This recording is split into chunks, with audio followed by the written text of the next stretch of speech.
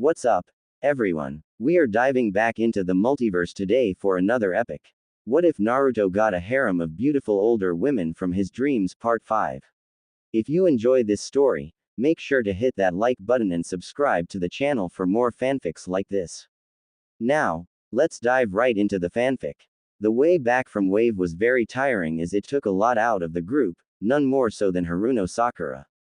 I'm finally home, now I can have a long bath. Sakura stretched her bone as the group all looked relieved as well. Naruto looked around the village of Konohagakure and there was a huge mist covering the whole village. It wasn't that thick as people still resumed their daily lives. What's with the mist? Kurenai also looked around as she now answered Naruto's question. It's just the morning mist, Naruto-kun. It will go away when it hits around late afternoon. The blonde Uzumaki nodded. Wait, what time is it? Yugao sighed as she was also tired for today. I believe it's around 9 a.m., the blonde nodded in thanks. Then out of the blue a brown flash crashed on Naruto. Naruto-kun. Ugh. It was Ayame who was now situated on top of Naruto hugging the life out of him. Kurenai looked shocked at how the woman was holding onto Naruto.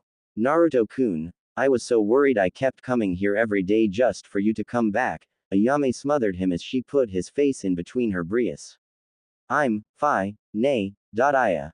Me-chan, Naruto muffled in her braids making the woman blush at the soothing, tingling sensation. Hey, get off Naruto. Sakura was fuming, making Ayame look at her, and then she gave the pink-haired girl a dissatisfied grunt, humph, then carried on her duty and hug her best friend. This made Sakura's face turn red so much she had smoke coming out of her ears. Ma Sakura, that's enough. Kakashi tried to calm down his student when he started to look at Ayame. Isn't time to let go of Naruto. Ayame sighed, letting go of Naruto, whose face flushed. Ayame, smells nice. Kurenai for some reason bit her lips, making Yugao and Asuma looking at her, one with a smile and the other with a scowl. Ayame soothingly caressed his hair. Naruto-kun, let's go, my dad's waiting. She then stood up and helped a dazed Naruto up as well. Sorry, but Naruto has to come with us. For a group report, Kurenai interjected Ayame, making the ramen girl look at her with narrowed eyes. However, there was bad news in her opinion when Naruto agreed. She is right, Ayame-chan. I see you straight after. Okay. The ramen girl looked sad but quickly perked up. You promise, Naruto-kun? Naruto nodded, making her smile. Of course. Ayame then smiled as behind her Sasuke walked off to his family compound. Surprisingly, Sakura didn't run after him as she just stood where she was, watching Ayame and Naruto with a disdain expression. Naruto, let's go to the Hokage office. Sakura, I see you tomorrow. Kakashi looked at his blonde-haired student who looked confused. What Kakashi said got Naruto's attention. What, I thought it was a group report. Naruto took off his headphones as he now looked at his teacher. Mama, Naruto, it's just formalities. Kakashi gave Naruto an eye smile when the boy unknowingly gripped his music player tightly. Did they know? Kurenai smiled at him as she then gave Naruto a reassuring pat on the back. Don't worry, Naruto-kun, it won't be bad. We need you to just clear some things. Naruto sighed because when he is involved things always go from normal to worse. Asuma and Yugao nodded, but Ayame looked at Kakashi with suspicion. The group then saw a group of Anbu coming towards them. Asuma, Kurenai and Sakura looked confused, but Yugao and Kakashi looked serious. Ayame and Naruto had their eyes wide. Kakashi and superior officers, you are to report to Hokage-sama immediately. Their attention was then turned to Naruto. Uzumaki, Naruto, by the order of Lord Hokage and the council, you are to be arrested for disobeying direct orders of your superior officer and endangering the lives of those in your team. What? Sakura was shocked to the core while Ayame just froze and started to quiver. What is the meaning of this? Kurenai didn't look pleased as she was about to confront the Anbus but was held back by Asuma. Kurenai, the red-eyed lady quickly glared at him as she took his hands off her, shocking him. Kurenai. Yugao grabbed her friend, making her friend look back at her. When Yugao nodded, Kurenai's eyes went wide. Kakashi closed his book as he now looked serious. Everyone except the Junin was surprised at the actions of the council. Being a shinobi, they all knew the penalty for disobeying direct orders from a superior. Kakashi could only sigh in frustration. as he was forced to follow protocol in the situation at Wave when Naruto refused to follow a direct order and when he also chased after Zabuza alone. However, seeing how the council hated Naruto, Kakashi knew that the chances of the council taking such drastic actions against the boy were very high. One Anbu who had a lion mask came up to Naruto and roughly grabbed him. "Boy, you are to come with us." The Anbu gripped Naruto tightly, making the boy's eyes narrow at him. "Hey, you don't have to do that." Ayame protested for her friend as she was about to go to the Anbu when Yugao came towards him first. "Captain." Yugao looked at the Anbu sternly. "I will take it from here, lion." The lion Anbu wasn't convinced. "It's a direct order from your superior." The Anbu quickly let go of Naruto in fear of disobeying. Yugao quickly nudged Naruto to go with her. "Okay, possessions." Naruto sighed as he gave his belongings to Yugao. The purple-haired lady pocketed his possessions in her pouch. "All right, Naruto, let's go." Naruto gave Ayame a nod and a reassuring smile that everything will be okay as he was led away by the Yugao, leaving behind the stunned group. Hokage Tower, Council Room. The council were now gathered as they heard the news of Naruto's arrest. The civilians were all screaming for Naruto to be sent to Ibiki for interrogation while the clan heads looked serious at their leader. "Enough. Our Hokage will speak now." Koharu silenced the roaring civilians who quieted down. Sarutobi had a serious expression as then silence was amidst. "Hokage-sama." Inochi looked concerned. Sarutobi's Hokage hat covered his face, making the room even more tense. Everyone, all the council members, looked on with concentration. Konoha is now in a financial decline. As soon Sarutobi said that, the room exploded. "What? That can be?" Hiyashi's eyes went wide while Sume looked shaken. The civilian council were hit the most. How did this happen? Haruno Sakuya's screeching voice shook the room. Danzo gripped his cane tightly while his eye narrowed. "Gato is dead." Homura's answer silenced the room. This made Danzo's eyes go wide. "Explain." Danzo's stern voice made everyone look at him. Koharu sighed. "Gato, our major asset, the man responsible for Konoha's boom in its economy, is dead." Sume exploded as she got up. "I told you we should have not relied on that man. Now look where it got us." Shikaku shook his head. "Sume, we had no choice, he was our only help." Inochi nodded with Shuza. "The moment Hatake Kakashi's team were involved, things gone downhill," said Koharu while Sarutobi was still silent. Haruno Sakuya roared. "It's all that brat's fault." The civilians nodded in agreement.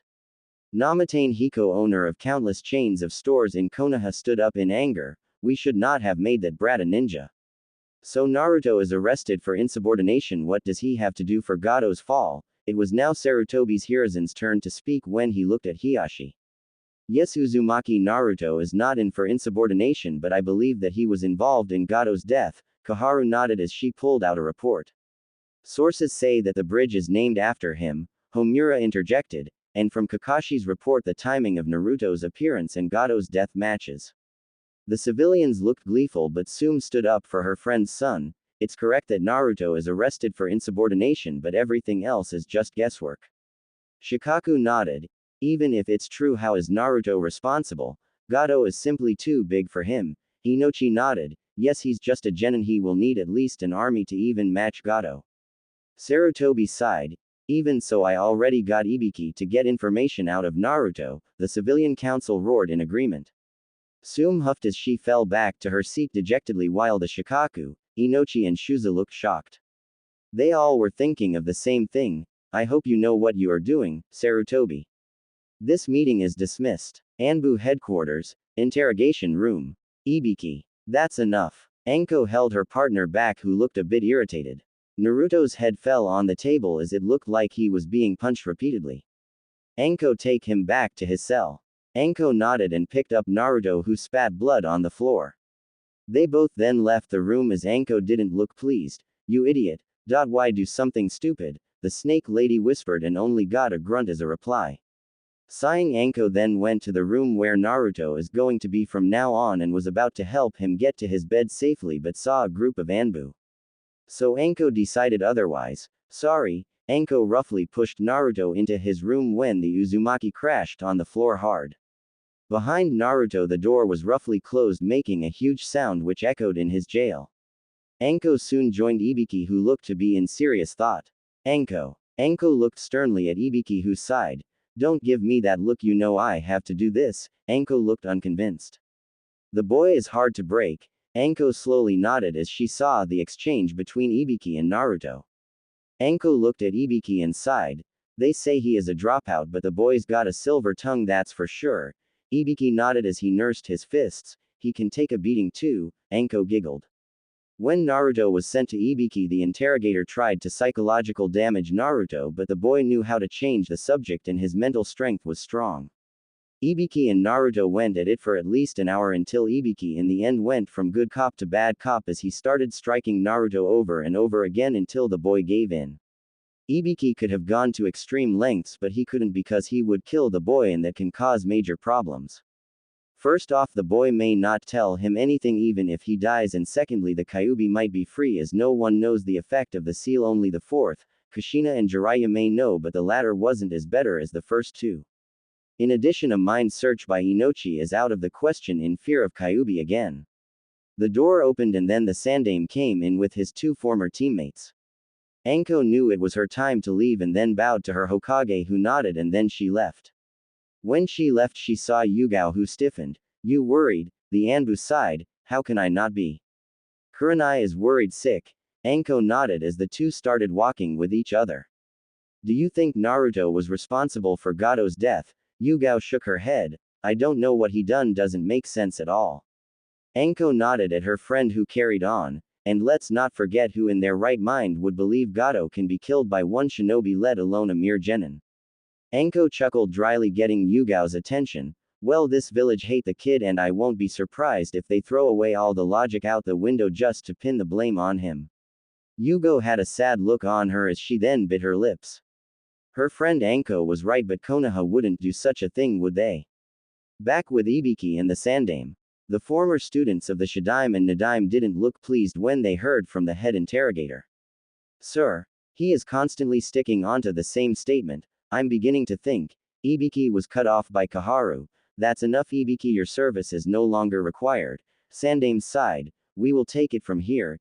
Ibiki's eyes went wide. Sir, to pass judgment so quickly, I believe it's most unwise. Sarutobi gave Ibiki a glare, making the man shut up.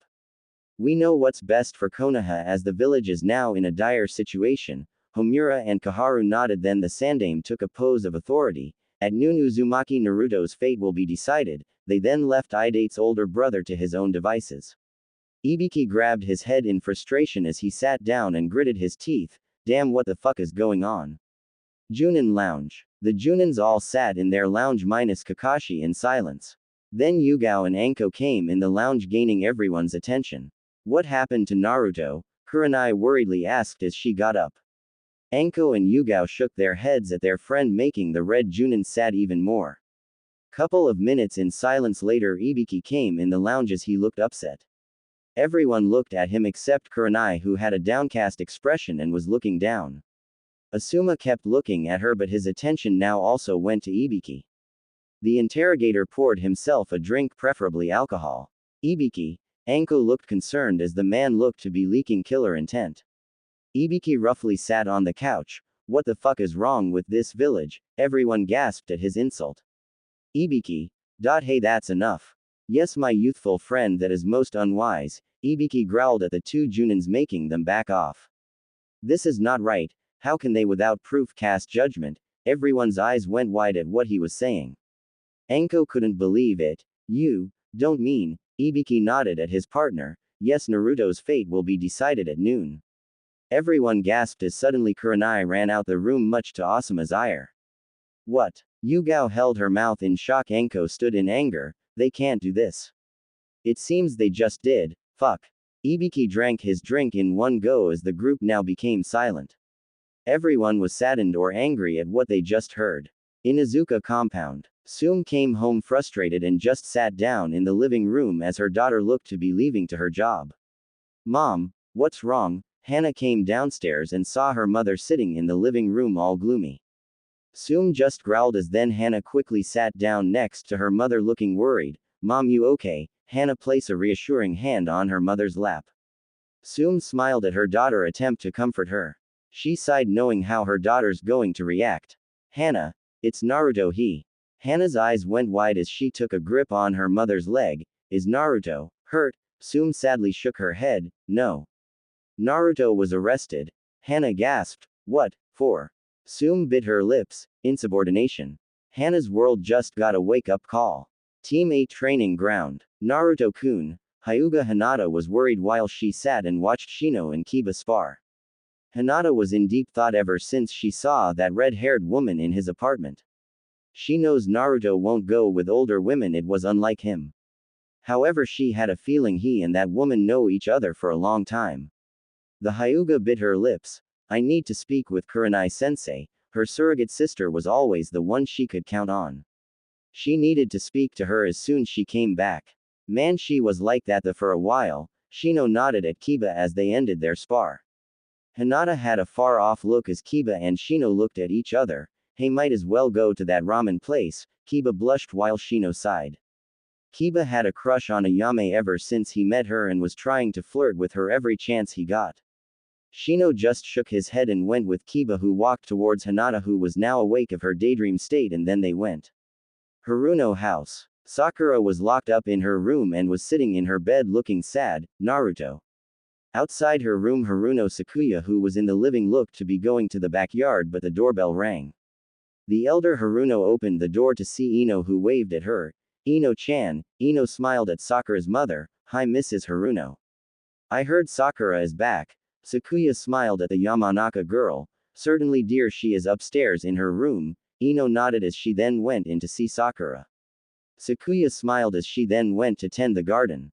Ino went upstairs and knocked on Sakura's room. She got no reply. The Yamanaka sighed as she then opened the door to see Sakura with her head on her knees sitting in the corner of her bed. Sakura. The pink-haired girl looked at Ino, surprised she was here. Ino. The girl nodded and went to sit on Sakura's bed. Konoha Shopping District. It was now 10:30 o'clock in the morning and Team 8 minus Kurenai were all going to the ramen stand and was surprised to see it closed. Huh. It's closed, Kiba pondered as it never closed. In fact, they should be opening. They're probably busy, Kiba. Hinata nodded at the Aburame while the Inuzuka sighed. They were about to leave and go somewhere else to eat when they saw their sensei. They all gasped and ran to their teacher, Sensei. Kurenai, who was in deep thought to what was going on, was being more frustrated by the second. Naruto's fate will be decided at noon. She gritted her teeth. Damn it, how did it get to this? Sensei. Kurenai awoke from her stupor. Kurenai saw her genins running towards her as they started to surround her. Sensei, you're okay? Hinata's shy voice made Kurenai smile. Sensei, now that you're back, is Naruto back as well? The red-eyed Yuhi now had a sad expression. Sensei? Shino inquired. Everyone, we will start our training seriously from tomorrow onwards. Kiba smiled as he whooped for joy when Kurenai started to walk off. Sensei. Hinata was worried for her surrogate sister. Enjoy the day often. Naruto is okay. Kurenai turned her head and smiled towards her team and then left. Leaving a confused Hyuga, a stoic Aburame and a happy Inuzuka. Haruno home. Bye Ino-chan. Ino waved goodbye to Sakura's mother as she closed the door to leave. She sighed when she got to Sakura. The poor girl was a mess. Apparently her pink-haired friend already knew what happened to Naruto. She sighed again. I might as well go home for a while. At Naruto's cell, Naruto sat on his bed. His face was a bit bruised as he looked to be in deep thought. He clenched his fists in anger. Damn it. Naruto just didn't know what to do. He was confused right now because he didn't know whether Konoha knew what he did or not. Naruto turned to his left, now facing the wall. Suddenly his door was being opened, which got the blonde's attention as he turned around to look, thinking it's another Anbu. However, his eyes went wide at the unexpected visit from the person before him. Wah! What? Naruto was shocked as he pointed at the person who crossed their arms and sighed. It's rude to point, Naruto-kun. The person before him was the crimson-haired, crimson-eyed woman Kyubi no Yoko. What are you doing here? She smiled. Why can't I be here? I'm your wife after all. Naruto sighed at the tone of simplicity the woman was giving him. What I mean is, how did you get here? Kusara smirked as she went and sat next to Naruto idly. I don't know. Naruto twitched. You're here in my cell and you don't know why you're here. Kusara nodded, making Naruto groan hopelessly. Kusara then chuckled. I'm only joking, Naruto-kun. I'm here to bust you out. Naruto's head bolted right up. What? You have a plan? Kusara nodded, getting her husband's hopes up. Simple, we are getting out. Naruto sighed again. What? So you don't have a plan? This irritated Kusara as she bonked him in the head. Ow. What was that for? Naruto nursed his head while he looked at an angry-looking Kusara. That's for being an idiot. How can I have a plan when you unexpectedly brought this on me? Naruto groaned sadly. You right, I'm an idiot, hey. Kusara looked at Naruto's hopeless mess in deep thought. Bang bang. Naruto became alert while Kusara quickly disappeared. The door was opened roughly as then an Anbu came in and threw a plate of food at Naruto. Here is your meal, punk. The food was scattered in the floor, making Naruto just look at the Anbu, who smirked. Enjoy your meal, punk, you got till noon until your fate is decided. Naruto's eyes went wide when the Anbu left. Kusara reappeared in front of Naruto with an unknown expression as they just stood there in silence. She then disappeared, making Naruto sigh. The clock was ticking, increasing the tension as it was now 11:00. 1 hour left until D-Day. The rat Anbu, who was the one that gave Naruto his meal, heard sounds from his captive's room, thinking something was going. He was about to open the door. However, that did not happen because as soon as he turned around, someone grabbed hold of his head. Hey, what the? The Anbu looked at the person meeting contact with chilling, glowing crimson eyes, who whispered, sleep. The rat Anbu felt woozy as he fell to the floor asleep. Naruto's jail. Suddenly the door of his jail opened roughly, alerting Naruto.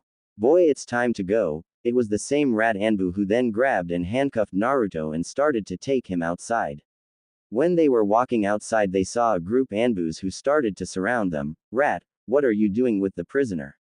Rat saluted, a sign of greeting towards the Anbu. Captain, it was decided by the council to prepare Naruto right now. The Anbus nodded as it was 11:30.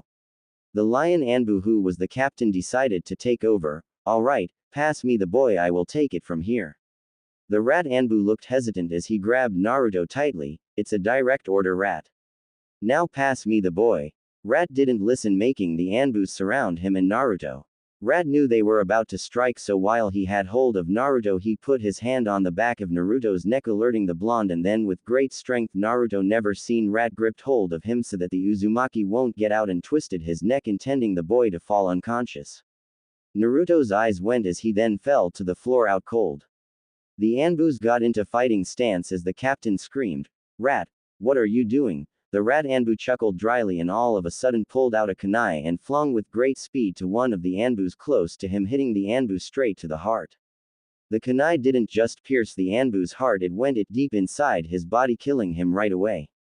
The Anbus gasped as they quickly recovered and all attacked at once. What they didn't know was that the rat Anbu had crimson eerie eyes. Hokage office. The Sandaime sat on his chair as he looked at Kakashi. You are dismissed, Kakashi. The copy ninja nodded and sunshined.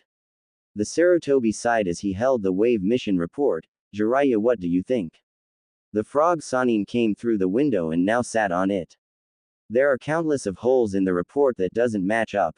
Sarutobi nodded, but in theory it's impossible that Naruto was involved in killing Gato. He did kill Aoi. Jiraiya shook his head, but that is all assumptions as well. There is no way Naruto could have learned to use Kyuubi's chakra. Sarutobi sighed. What his student was saying was true. All the evidence that points to Naruto didn't make sense. One has to throw away the logic in the story to pin the blame on Naruto. Regardless, Konoha has suffered for it. Naruto will tell us in his trailer he will suffer. Jiraiya nodded while inwardly he was sad. He failed his godson and his parents. Sensei, regardless about the rumors circulating Naruto, how is he? Sarutobi took a puff of his smoke. Let's just say he is nothing like his parents. Jiraiya sighed. What will Kushina and Minato say if they saw him now? Reading his student's mind, Sarutobi turned towards the picture of the Yondaime. His parents would be ashamed. Jiraiya just sighed, but then suddenly an Anbu came rushing in, getting their attention. What is it? Sandaime inquired at the tired-looking Anbu.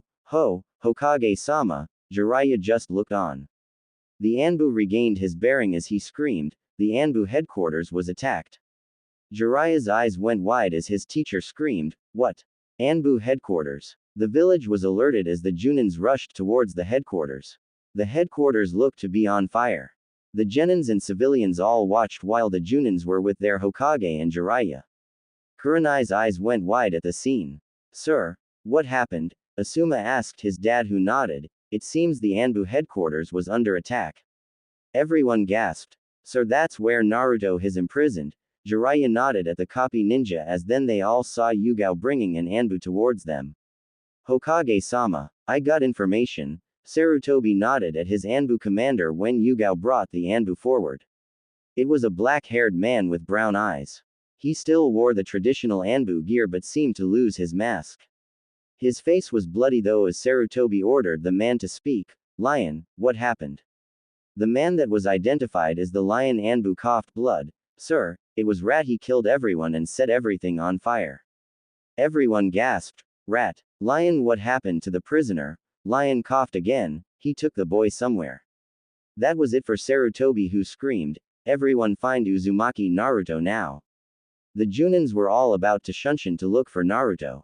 However, Naruto was already found. Hinata, who used her Byakugan, gasped as she saw two figures at the top of the building. She screamed towards her teacher, Sensei. Naruto-kun is up there. Everyone all stopped what they were doing as Yugao nodded. That's right, I sense two chakra signatures, one is Naruto-kun's and the other is Rat's. The Junins were about to go and help but the fire was ferocious. Put out the fire. The Chunins listened to their Hokage and most of them started to use water techniques. Kurenai and Yugao was about to go in and help Naruto but they were held back by both Kakashi and Asuma. Kurenai, Yugao, stay where you are. The two women looked to protest but their Hokage's glare made them not to. Sarutobi looked at Jiraiya, who nodded. Wait, until the fire is distinguished. Kurenai and Yugao's eyes went wide at what he meant. Sir, he cannot beat an Anbu alone. Kurenai looked shaken as she watched Yugao. The moment the fire lessens, you go. Sarutobi had a stern look as he ordered his Junins. Kakashi and Asuma nodded while Kurenai and Yugao had a downcast look. In the crowd there was Team Guy, Ibiki and Anko as they too watched the fire. Sakura and Sasuke looked on as well. Naruto.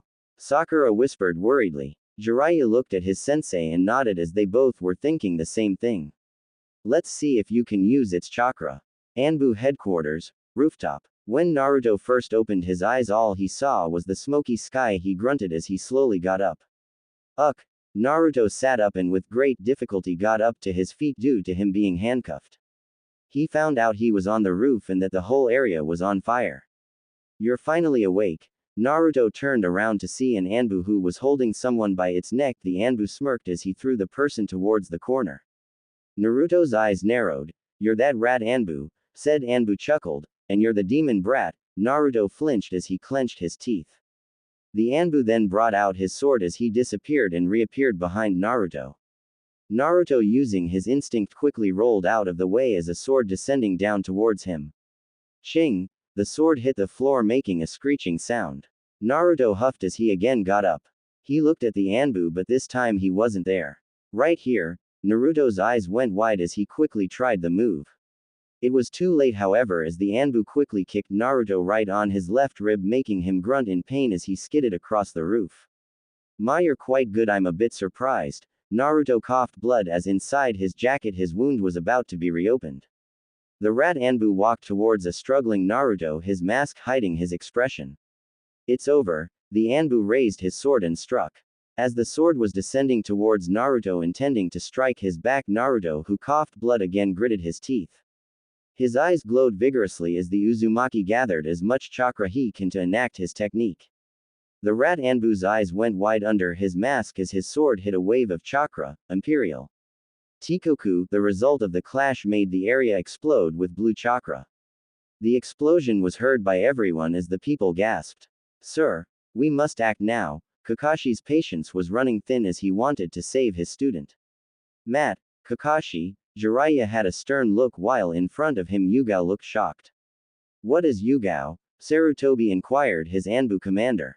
Sir, there was a huge surge of chakra that was the cause of the explosion. Everyone now had their attention of Yugao. The woman before them was Sensor, who was capable of reading chakra signatures. Whose chakra was it? Jiraiya's eyes narrowed while Yugao gulped. Naruto's. Everyone gasped. Do you think it was its chakra? Yugao shook her head, gaining the attention of Jiraiya and the Sandaime. No, it was Naruto's own chakra. Everyone's eyes went wide as Yugao's mind was reeling. Such high chakra. As soon the fire lessened, Sarutobi took this opportunity and ordered the Junins and Yugao to go as they shunshined fast towards Naruto. Back to the Anbu headquarters, rooftop. As the dust diminished, the roof that was enveloped by the fire looked to lessen as well. However, the building looked like it couldn't last longer. The rat Anbu jumped back as inside his mask he was shocked. Quickly the rat Anbu sensed people coming towards him, however he had no time to react because at a surprisingly fast speed Naruto came towards the man.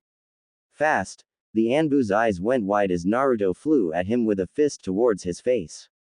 The Anbu smirked under his mask, his red eyes watching the boy.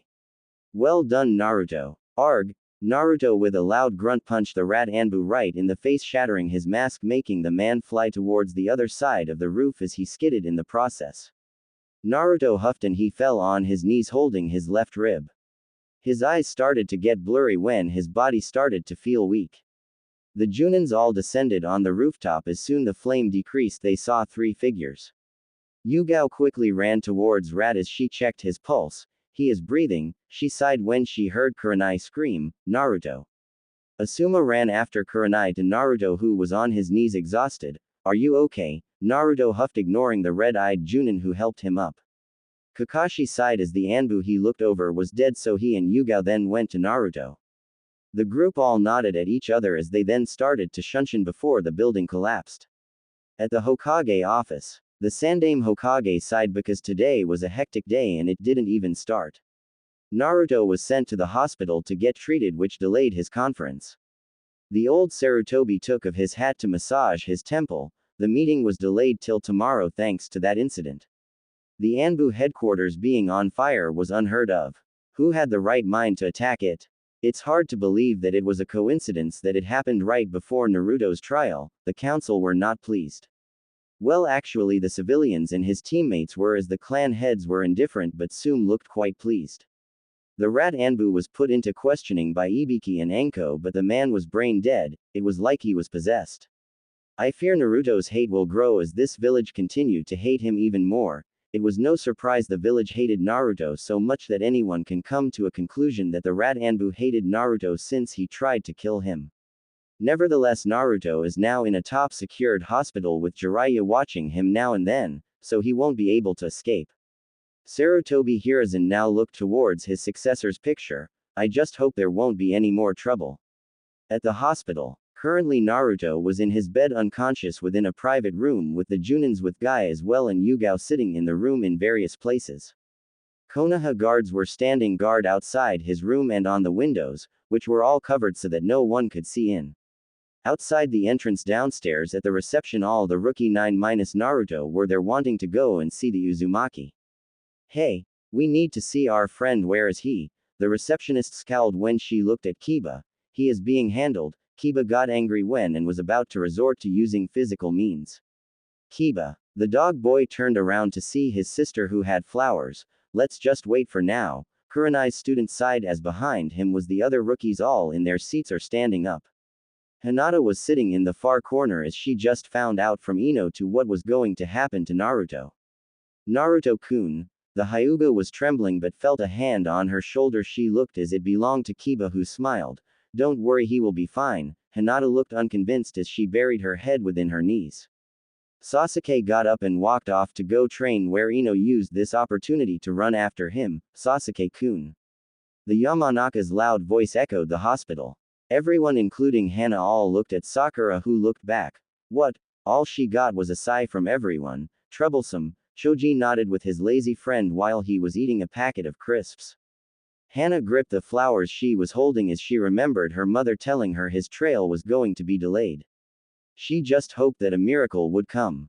Naruto-kun. While Naruto was unconscious, the Junins were in a middle of conversation about the man lying before them. It's quite odd that the Anbu headquarters was burned down right before Naruto's trial, Asuma questioned while he took a smoke. Kakashi nodded. You're right, but why did Rat attack Naruto? Yugao shook her head at her senpai. there was an ongoing concern that Rat hated Naruto in the past. Kakashi nodded at her as he was an Anbu before he became a teacher, so maybe Rat took this opportunity to strike. Asuma was looking at Kurenai, who was making Naruto feel comfortable in his bed. Damn, so that's how it is. Asuma's eyes narrowed at Naruto and then softened when he looked Kurenai, who had a faraway look in her eyes. It would seem he now has competition. Thank youthfulness he is alive. Kakashi nodded while Yugao sweat dropped at the spandex-wearing taijutsu master. Naruto grunted in his bed as he shifted around, alerting everyone. Naruto-kun. Both Yugao and Kurenai went to make him comfortable. Kakashi sighed as he looked at his student who has now woken up. Outside the window, Jiraiya stood there unknowingly from everyone inside as he watched on with a concentrated expression. It would seem Naruto is awake. Jiraiya was about to leave, but then he felt eerie crimson eyes flash inside his head. It felt like that the thing he felt was right next to him. What intent? Jiraiya sweated as he quickly turned to his left. But no one was there. Jiraiya, using this opportunity, quickly shunshine to see his sensei. However, if he looked hard enough, he would have known that right on top of him, since Naruto's room was on the top floor. Kasara was sitting on the edge of the roof. She smirked. You're awake, Naruto-kun. Her eyes had a glint in them while she looked at the Hokage tower before her. What will happen tomorrow, I wonder? She looked down again and smirked a cruel smirk when she saw the concerned faces of Yugao and Kurenai. Kasara from nowhere giggled cheerfully. Hey, Naru-kun, you became famous with the ladies, haven't you? She then looked towards the sun that shone as the mist ended, signifying it was 5 p.m. She smiled at the beautiful scene before her and disappeared. Naruto, you okay? The blonde nodded at Kiba's teacher, who in his eyes looked concerned. This confused Naruto, but then he shrugged it off as he looked at the time. His eyes then went wide. Don't worry, Naruto-kun, your trial will be held tomorrow, Yugao reassured, making the boy sigh in relief. Kakashi got up from his seat as he walked next to his student. Naruto, what happened out there? Naruto turned to look at his so-called teacher and gave him a glare. You want to know what happened? An Anbu tried to put me 6 feet under. Everyone in the room tensed while Kurenai and Yugao looked sad. Kakashi sighed. He didn't know what to say to that and for some reason felt that Naruto didn't like him. Naruto, what Kakashi meant was, what that surge of chakra was. Naruto looked at Asuma and gave him a blank stare. Silence then ensued, making the room tense. Naruto smirked. Let's just say that guy didn't have me in the corner after all. Everyone sighed at Naruto's secrecy. Kakashi had enough. Naruto, enough of these games, give us a straight answer. Naruto just froze at what the copy ninja said. Kurenai tensed while Yugao and Guy looked on with interest. Naruto, while his hair covered his face, chuckled, getting everyone's attention. Uzumaki Kushina's son looked Kakashi right in the eye. You want to know? The copy ninja nodded when Naruto held his right hand up and clenched it. I trained, that's what. The room became silent while someone else started to shake. Yugao gulped when she looked at that person who suddenly screamed, Yosh! You are most youthful, Naruto. Naruto gave the most ridiculed look he could muster at the spandex-wearing man who started to run and flip around, screaming how youthful he was and that he will climb the Hokage mountain to match his youthfulness. Naruto froze when he looked at Guy's cheerfulness as his eyes went wide. Everyone looked at Guy, sweat dropping when they heard someone chuckled. Everyone, including Guy, looked at the source of the chuckle. It was Naruto who was chuckling. Hey. Then the chuckle started to turn into a full-blown laughter. The blonde laughter stirred emotions within everyone. Kurenai and Yugao slightly blushed at his melodic laughter, like it stirred something in them. Naruto-kun. Kakashi looked stunned while Asuma was shocked, never seeing him laugh before. Guy just looked at Naruto, who stopped laughing. Wah, what was that for Naruto? Kakashi inquired at the Uzumaki, who smiled. It's nothing, his cheerfulness made me remember something, that's all. Now this got everyone interested. Kakashi wanted to know more, but Naruto changed the subject. You? Guy looked at Naruto, who nodded. What's? Naruto took a deep breath while everyone looked. What's your name? Guy smiled while was doing his handstand and flipped back up. Yosh. My boy, my name is Maida Guy. Naruto smiled brightly at Guy, who smiled back. My name's Uzumaki Naruto. It's nice to meet you, Guy. Guy smiled cheerfully and was about to prance around again but had a question to ask. Yush, we friends now, Naruto-kun. Everyone turned to look at Naruto with their eyes wide. This was a sour subject for Naruto, however, the boy just smiled. If you want to be sure, Guy was now in happy mode. Yush, you should see Lee, his youthfulness shines like 1,000 suns. Everyone's sweat dropped, expecting Naruto to dismiss Guy, but the boy shrugged. Sure, bring him here anytime before tomorrow. Everyone's sweat dropped again at how callous Naruto was acting, like tomorrow won't matter. Alright, Naruto, that's enough. You. Kakashi was interrupted when a group of people entered the room. Naruto. All of a sudden, a pink bullet crashed onto Naruto. Ugh. Naruto crashed right on the bed, his head hit the side of the bed hard. Naruto reacted by pushing Sakura away, shocking her. What the fuck? Sakura, do you always have to do that? Everyone gasped while Sakura's eyes went wide. She quickly quieted down. So, sorry, Naruto. The Uzumaki sighed. It's okay, it was nothing. The Haruno cheered up as she got up and stood next to him. Hana then came up to him and gave him some flowers, which were lilies. Here you go, Naruto-kun. Naruto's eyes went wide. Is that for me? The Inuzuka smiled as she nodded. Thanks, Hana. His bright smile making her blush. Everyone smiled while Hinata was twitching, too shy to say her greetings. Kurenai looked at her surrogate sister and sighed. She had to do something about this. It was not over yet as Naruto's favorite people now came. Naruto-kun. Ayame ran towards him and hugged him gently. Hey Ayame-chan. Tuki came to him as he too smiled and then frowned when he looked at his surrogate son. Whoever did this to you, I hope you gave him double. Everyone's sweat dropped. Ayame was about to scold her old man when Naruto replied, Don't worry, old man. I won't lose to someone like that. Everyone looked serious to what he said while Tuki laughed. Damn right. You are Naruto after all. The Uzumaki smiled genuinely at the old man. Kakashi looked at the two as he had an interesting thought. What is the connection between the three of them? He definitely knew there is more than a ramen customer connection Naruto had between them. He needed to dig in on this. Time went past quickly as Ayame gave him ramen, Naruto thanking the blushing girl dearly while he hugged her, much to the ire of all the girls in the room. Yugao gave him his music player back, but when he asked her if she used it, she laughed sheepishly, making Naruto angry at her. This made everyone laugh. It was now 8 p.m. and everyone looked to be going because Naruto needed his rest. Ayame wanted to stay, but Naruto reassured her that everything was going to be fine. She was unconvinced, but with Tuki's help she left. The blonde Uzumaki was now left alone with bodyguards in the area watching over him. Konoha Shopping District. Kurenai sighed while she was walking in the shopping district. She had conflicting feelings for one Uzumaki, Naruto. At first she thought it was a friendship feeling since they spent a lot of time together training, but now with everything they went through together she started to feel confused. She didn't know whether to see Naruto or leave it alone. Maybe Anko can help. Kurenai sighed. Poor her, Anko will be laughing if she heard this.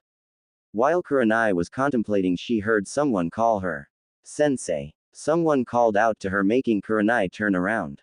It was Hyuga Hinata. Hinata was it. Kurenai raised an eyebrow at the tired-looking Hyuga heiress. Sensei, I need to talk to you. Kurenai looked confused but got serious when her student looked serious at her. Fire Lord Palace. Main throne room. Nice doing business with you, Fire Lord Dono. A raven-haired woman bowed to the Fire Lord, a young-looking man but old in age who waved his fan. No, thank you. If it wasn't for you, this would have not happened. Then I speak with my messenger. The Fire Lord nodded when the raven-haired woman bowed again and left the room with a smirk unknowingly to them. Was that wise, Fire Lord Sama? One guard inquired at his leader who looked serious. It is the most wise. The guard nodded at his lord who had a faraway look. Something big was going to happen and it revolved around Konoha. The woman now outside spoke with a figure and then gave him a scroll. The man nodded and bid his farewell to her when she got into a carriage and left. The man then turned around and walked towards Konoha. Konoha Hospital. Naruto's room. It started to get dark when Naruto looked towards his window, watching people go to their homes or just play around. His belly rumbled, indicating he was hungry. Are you hungry? Naruto sighed when a voice spoke to him. With his back turned he answered, Yes, I am. The voice then threw a plastic bag at him as it landed on his lap. Naruto smelt the bag and it smelled like pasta. That smells nice, thanks. Naruto turned around and his eyes went wide, but then he smiled at the person who waved at him. It was Yoko Kasara, who now came to spend time with her husband. "So Kasara, how are you?" The Kyuubi titled, her head confused as she looked at the now full Uzumaki, who was scratching the back of his head sheepishly. "I mean, I never got to see you for a while." Kasara smiled a bit and nodded. "I'm feeling okay, Naruto-kun, what about you?" Naruto laughed all of a sudden. Feeling okay with all these bodyguards around, Kasara smiled at her husband, light joke. She looked at the window as it was getting late. The crimson-haired woman sighed and then walked towards Naruto. The blonde looked at her questionably when she suddenly nudged him to move up. Now getting what she meant, he moved to give her some space when the Kyuubi no Kitsune obliged, now sharing the bed with him. Naruto, the Uzumaki, looked at his wife, who daringly put her head on his chest and looked at him, her chin leaning on him. "You are an idiot." Naruto just sweat dropped at her insult when Kasara carried on, joining up with missing nins to take down a tyrant and then expect nothing will happen. "Idiot." Naruto's eyes went wide as Kasara started to chuckle. "But, if you haven't done what you did, then that would not have been you." Kasara's eyes were aligned with Naruto's as they made contact. She smiled widely. "You may be an idiot, but you're not a coward." The boy's eyes went considerably wide.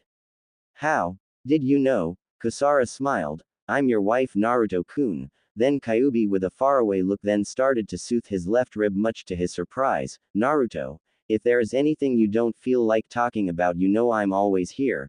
Behind her head, Naruto looked at her with an unknown expression but slowly nodded. "Sure, okay." Kasara just looked on in space.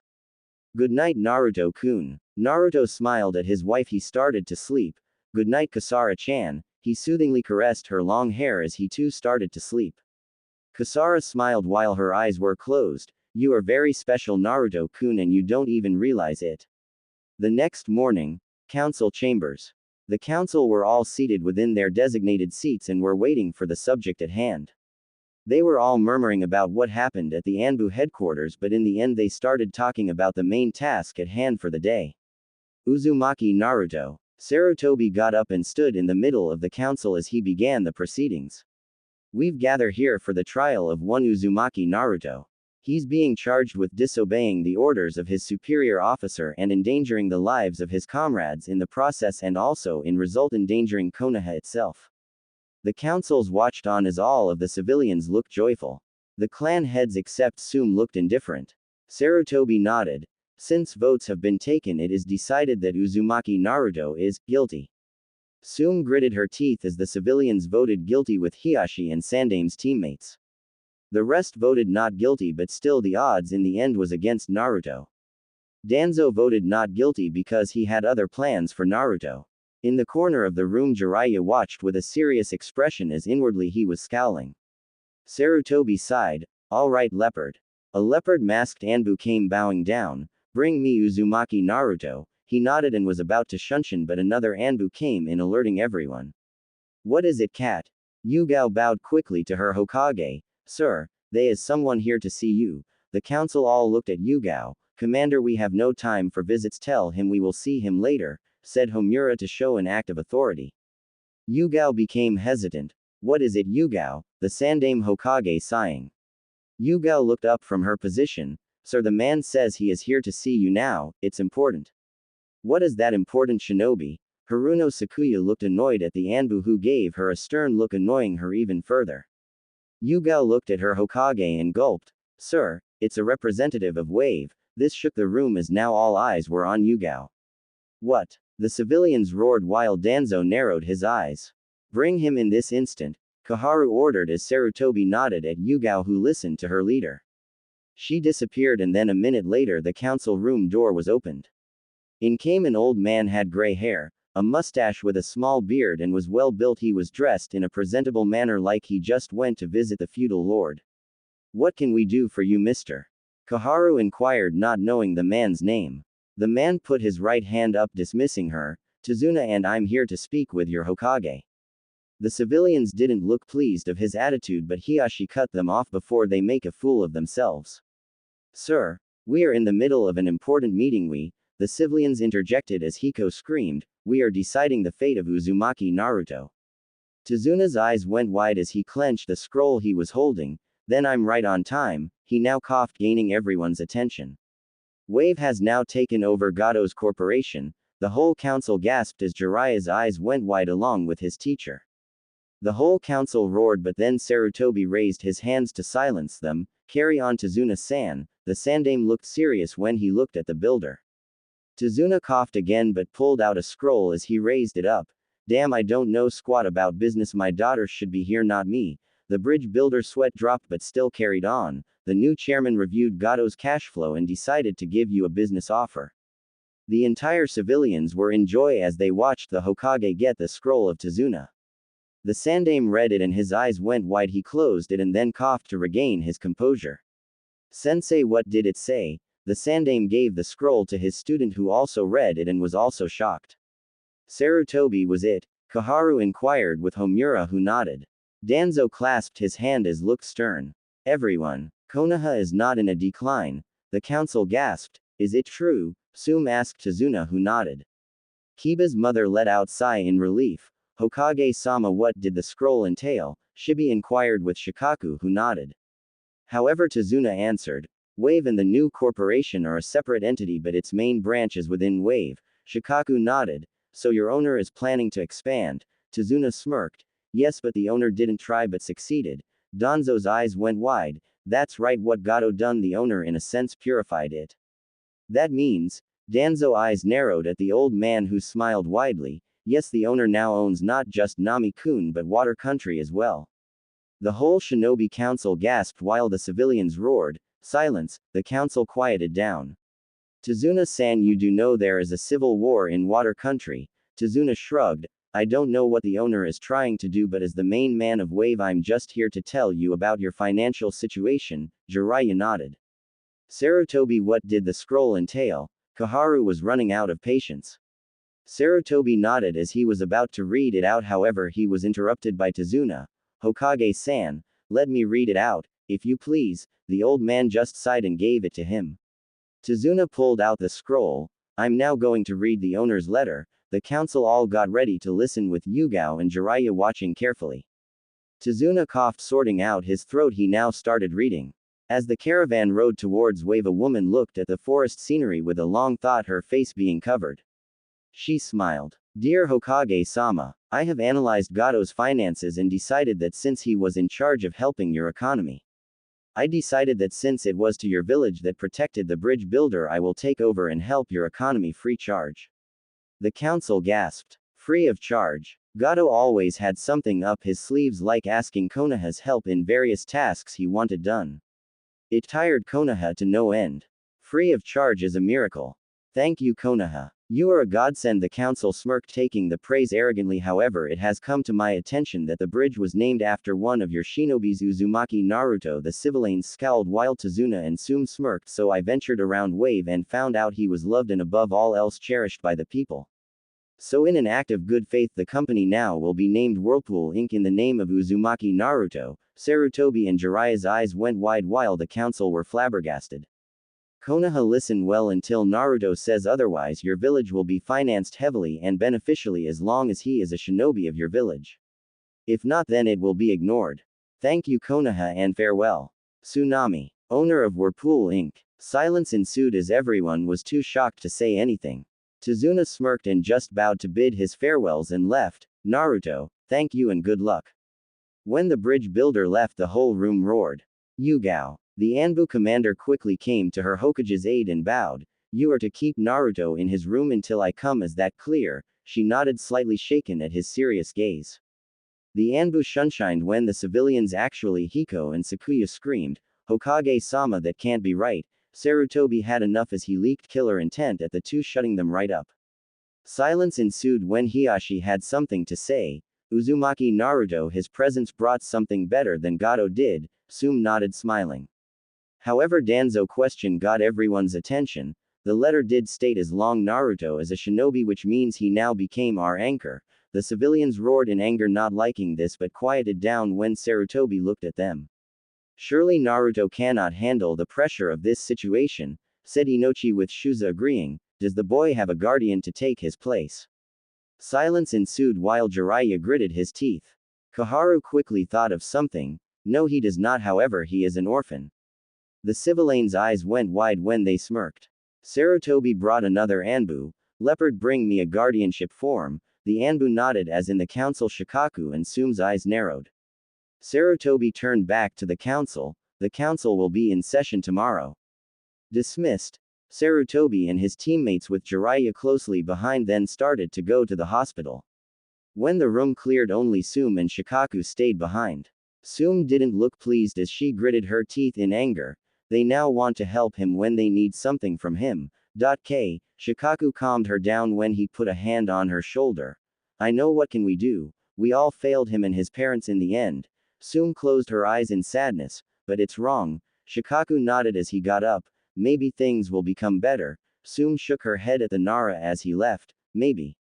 I'm sorry, Kushina. She then left towards her home to see her daughter and son.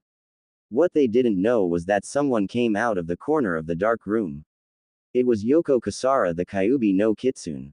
She smirked as she crossed her arms on her chest. It would seem miracles do happen. Her eyes glowed vigorously as she then disappeared. Konoha Hospital. Naruto's room. The Junins and Anko were all in the room in silence, with Naruto looking at the window with an unknown expression, his music player on the table like it was never touched. Kurenai looked worried as she was biting her lips in frustration. Then suddenly Yugao came in, informing everyone of her presence. She looked shocked and tired. Yugao, what happened? Kakashi asked his former subordinate in his Anbu days. Yugao looked at Naruto, who was just looking at the window, ignoring everyone. She then turned towards the Junins. Naruto's trail has been decided, Kurenai gasped while everyone looked at the purple-haired Anbu. Naruto just looked at the window, but if you looked closely he was fidgeting. Yugao then smiled brightly. Naruto, it was a miracle. You're safe. Kurenai gasped as she couldn't believe what she heard when Anko just smiled and gave Kurenai a comforted pat in the back. Guy was screaming about youthful justice and whatnot. Kakashi just nodded while Asuma took a smoke. Yugao looked at Naruto, who was still looking at the window. Nay, what happened? Guy just screamed. Yash, Naruto, you must be over the moon. Yugao just ignored him when she answered Naruto's question. Naruto, let's just say it was a miracle. The boy nodded, smiling. Then out of the blue, Sarutobi and his group came in the room. The Junins and Yugao all bowed when he came in. The Sandaime Hokage just nodded. Everyone, you may leave, I need to speak with Naruto. Kurenai looked up when she saw the council members and Jiraiya with them.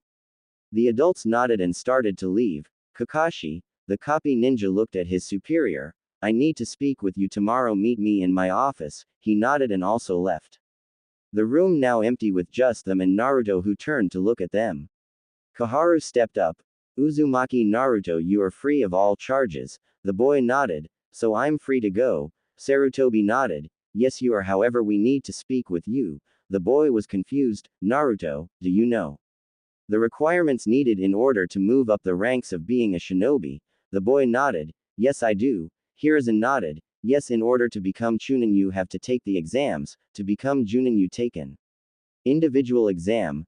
Hiruzen coughed and carried on while Naruto looked at the old man. However, do you know how to get there actually? Naruto was confused when Homura stepped up. Naruto-san, those who became a shinobi have parents or inheritance that will help them in their career. Koharu interjected. The reason for that was for a person to define themselves as a shinobi, which will give them a pathway to become Chunin or Junin. Naruto nodded as his eyes took a serious turn. What are you getting at? Jiraiya watched with a serious appearance in the wall next to Naruto. Naruto-kun, what we are talking about is that if a person does not have this benefits, it is very hard for them to move up in rank. Naruto's eyes went wide as the Sarutobi smiled. However, we got a solution. Naruto looked at the old man. A solution? The three old teammates nodded. Yes, here, read this. Naruto took a form from the old Hokage. The Uzumaki read at each line, making his eyes narrowed. Silence ensued when Naruto finished reading. His hair covered his face, making the atmosphere tenser. Naruto-kun, it is most wise that, Hiruzen got interrupted when Naruto gave his answer. I refuse. This made everyone's eyes go wide in shock. I refuse to have a guardian. I will not sign this. Koharu didn't like this. You must, Uzumaki, it is for your ninja career. Naruto just shook his head, ignoring the lady. Sarutobi quickly was formatting a plan in his head. Naruto, having a guardian will give you benefits like extra training and lessons. Naruto looked at the third Hokage, his eyes glowing vigorously. And who is my guardian? Sarutobi pointed at the man next to him. The man next to me will be your guardian, or it will be Kakashi. Naruto looked at the man, sizing him up. Jiraiya pushed himself off the wall and was about to introduce himself. Naruto, my boy, my name is Jira. Naruto interrupted him before he carried on as he raised his hand at him. Sorry to bother yourself, but you can go now. The Sanin's eyes went wide. Uzumaki, you need a guardian, it's essential. Naruto glared at Koharu when his face now moved towards Sarutobi. You and I know I had no one there for me. I wasn't even listed in the orphanage. Jiraiya was shocked as he gritted his teeth when the Uzumaki carried on. And you want me to have a guardian now when I'm 16 years of age, almost 17? You must be kidding. Sarutobi was about to say something when Naruto interrupted him by getting up as he started putting on his sandals ready to leave, and then say, I have no chance to go higher without a guardian. The group were frozen, all too shocked when Naruto stood up towards them.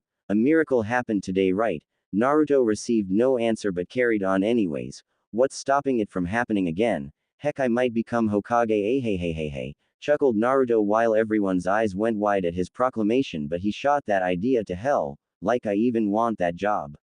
Don't get coy, boy, you won't reach that far, said Homura sternly with Koharu nodding in agreement. Naruto shrugged. I don't really care anyway. Jiraiya and Sarutobi couldn't believe what they were hearing. Naruto then walked towards the door. So Hokage-sama, said Hokage's eyes went wide at what Naruto called him as he turned his head to look at them. His expressionless face buried within everyone's mind forever. I never needed no one then. And I will never need anyone now. Naruto then opened the door and left with a screaming Koharu yelling after him, Uzumaki, if you leave it will be an offense. She was stopped by her teammate Sarutobi, who put his hand on her shoulder. Koharu, he was free to go. Koharu frowned as it was true, however she didn't like it one bit. Jiraiya was just standing there motionless. Outside the window Kasara stood there as she heard everything. Her smirk becoming more wider every second.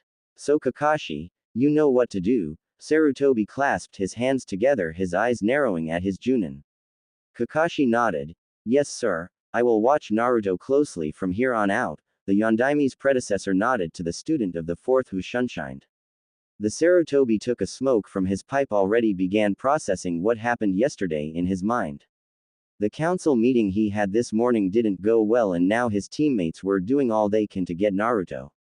Throughout the council meeting, Danzo watched with a calculative eye, making the old man Hokage assume things. What is in that head of yours, Danzo? The Yondaime's picture just watched his predecessor, who gave it a sympathetic look. Uchiha compound. Sasuke huffed while he looked at the area before him, filled with shurikens, kunais and targets all over the place. He quickly gritted his teeth and started to run through hand signs, fire release, Phoenix Sage fire technique. Sasuke created a volley of small fireballs which were sent flying in an unpredictable manner, assaulting all the targets. The Uchiha then fell on his knees exhausted. The technique Kakashi taught me is useful, but it's not enough. Itachi's little brother gritted his teeth when he thought of Naruto. Damn, it's not enough to beat that Dobi. Sasuke just stood there in his clan's training area looking at the destruction he has caused. Konoha shopping district. Kakashi was considering what to do. His mind was on the team he was currently teaching. He knew all about Sasuke and Sakura, their files were accurate and right on the mark. Naruto's file, however, was whole different ball game. His file was correct. You know, the delinquent boy who has a knack of defying authorities, a parent's worst nightmare. Not surprised he was an orphan, the copy ninja sighed as he went back to the subject. His file was correct, but when you met the blonde in person it felt like he was hiding something big. Kakashi walked through the district and stopped right next to a stand. He then turned to his right and observed the now opening stand. It was the ramen stand Naruto was popular of going. I will go and have a look later, but for now there is something I need to do first. The fourth student resumed walking as he now headed somewhere. Today was the day he will investigate the now growing enigma that was Uzumaki Naruto. Uzumaki household. HMMMMMHMMMAHHMM. A melodic sound can be heard in the kitchen while there were two plates on the table with forks and knives. In the living room, Naruto lazily laid on the couch and was reading a magazine. It was model magazine that was called Kunoichi Weekly. Apparently it was civilian models all dressed up like kunoichis to appease the male's audience. The Uzumaki shuffled to the next page, but when you looked closely he was blushing. Damn, he saw a brunette dressed in fishnet clothing who was in a very proactive pose looking very sultry at him. He quickly shook away those thoughts and put away the magazine. No, I can't do stuff like this anymore. The days of him being alone and doing anything he wanted was over. The whiskered boy then sat up as he then heard Kasara slowly humming in the kitchen. Naruto pouted. Damn it. Why she listening on my music player anyway? He sighed. Everyone wanted to listen to his music player. Suddenly Naruto slumped back to the couch. Might as well watch some TV. Naruto. Lunch will be ready in 15 minutes. Okay. In the middle of their lunch, Kasara stopped eating and just watched Naruto, who enjoyed his chicken and rice.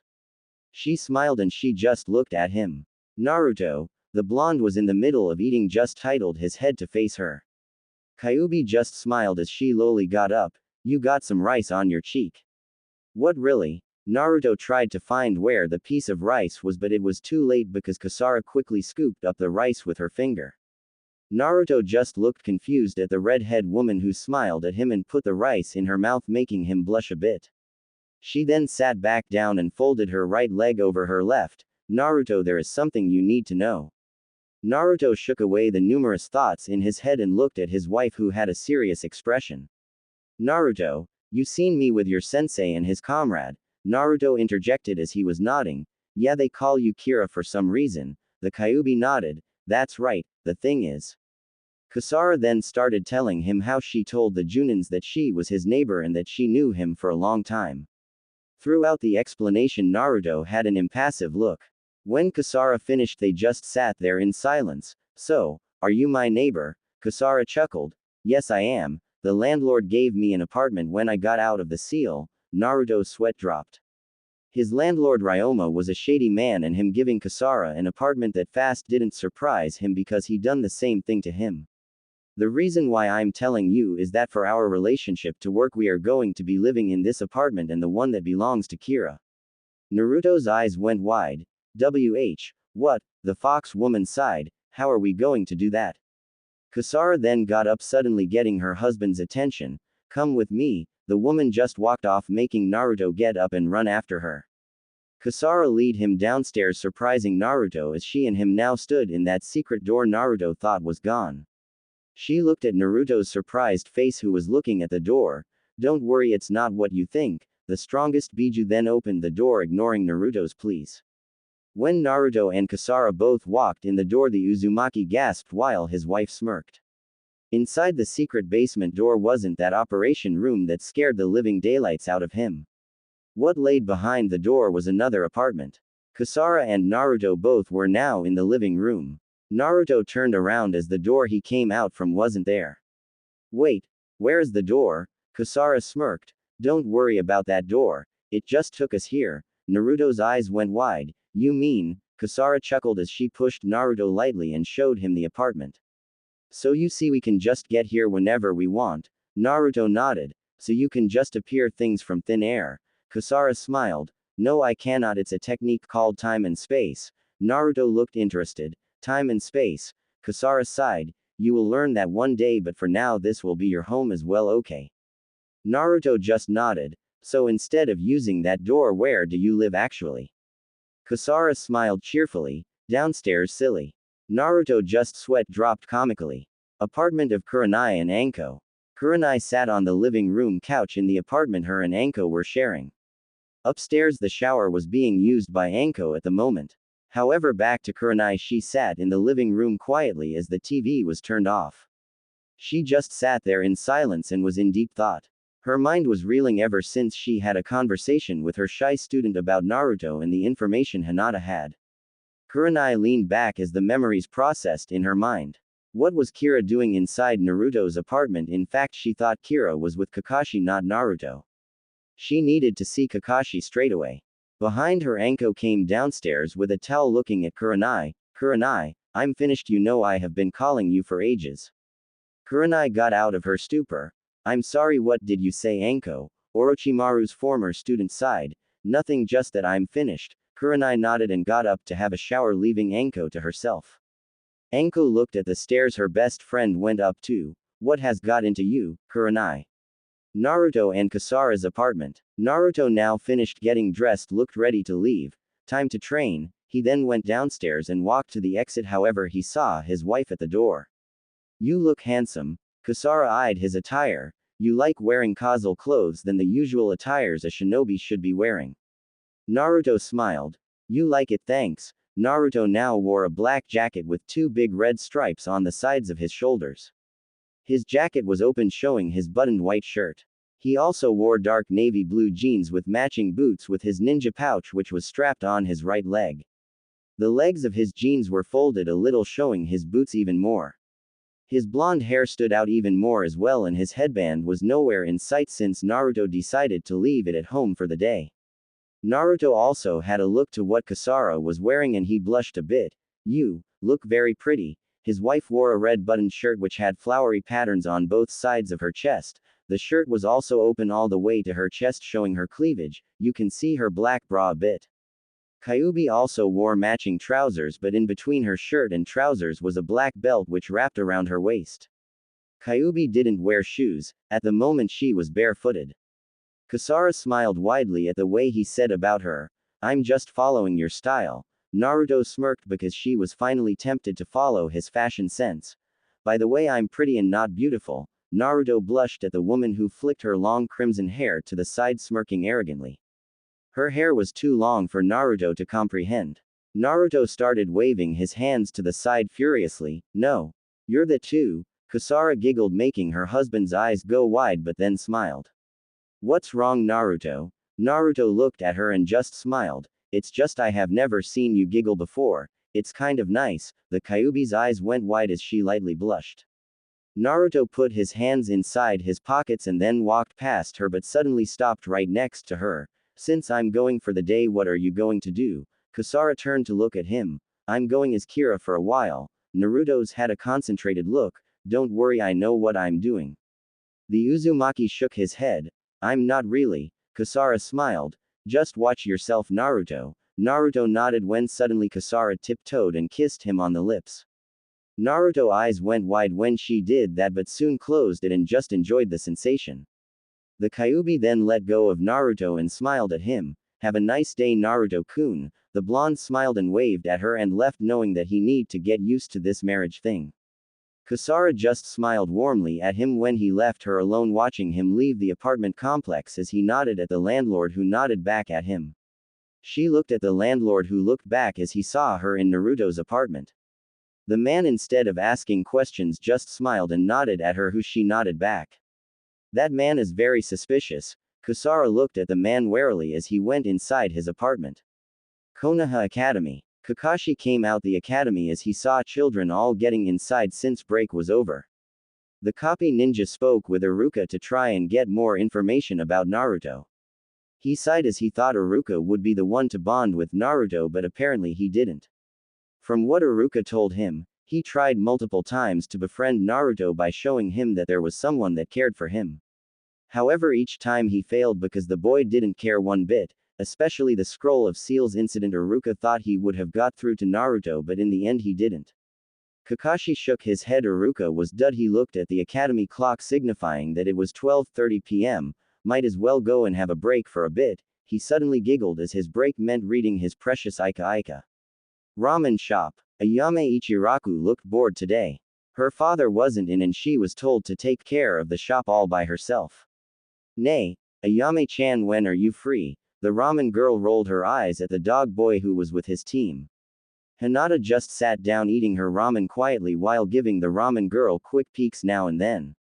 Kiba then started to boast how he was going to get stronger and beat Naruto one day. Although he was being ignored by everyone, it didn't stop the dog boy from carrying on. Shino just ate his ramen, which was a wonder because for some reason he didn't unzip his jacket to eat them. Suddenly the sheets covering the ramen stand was uncovered and in came the ramen stand's number one customer. Ayame perked up from the counter as she looked delighted. Naruto-kun. Everyone looked at Naruto, who entered Hinata, and Ayame blushed furiously when they saw him. Yo Naruto, looking nice, Kiba gave his friend a thumbs up as the Uzumaki sat down next to them and just scratched the back of his head sheepishly. Naruto-kun, do you want the usual? Naruto smiled at his friend who blushed. Nah Ayame, just water please, the ramen girl nodded when she went to get what he ordered. Naruto then turned to his right and started to speak to his private teacher's team. Hey Naruto, today's our free day, we can totally chill. Kiba started punch the air while Hinata, who sat next to Kiba, blushed at the fact that she may be with Naruto for the day.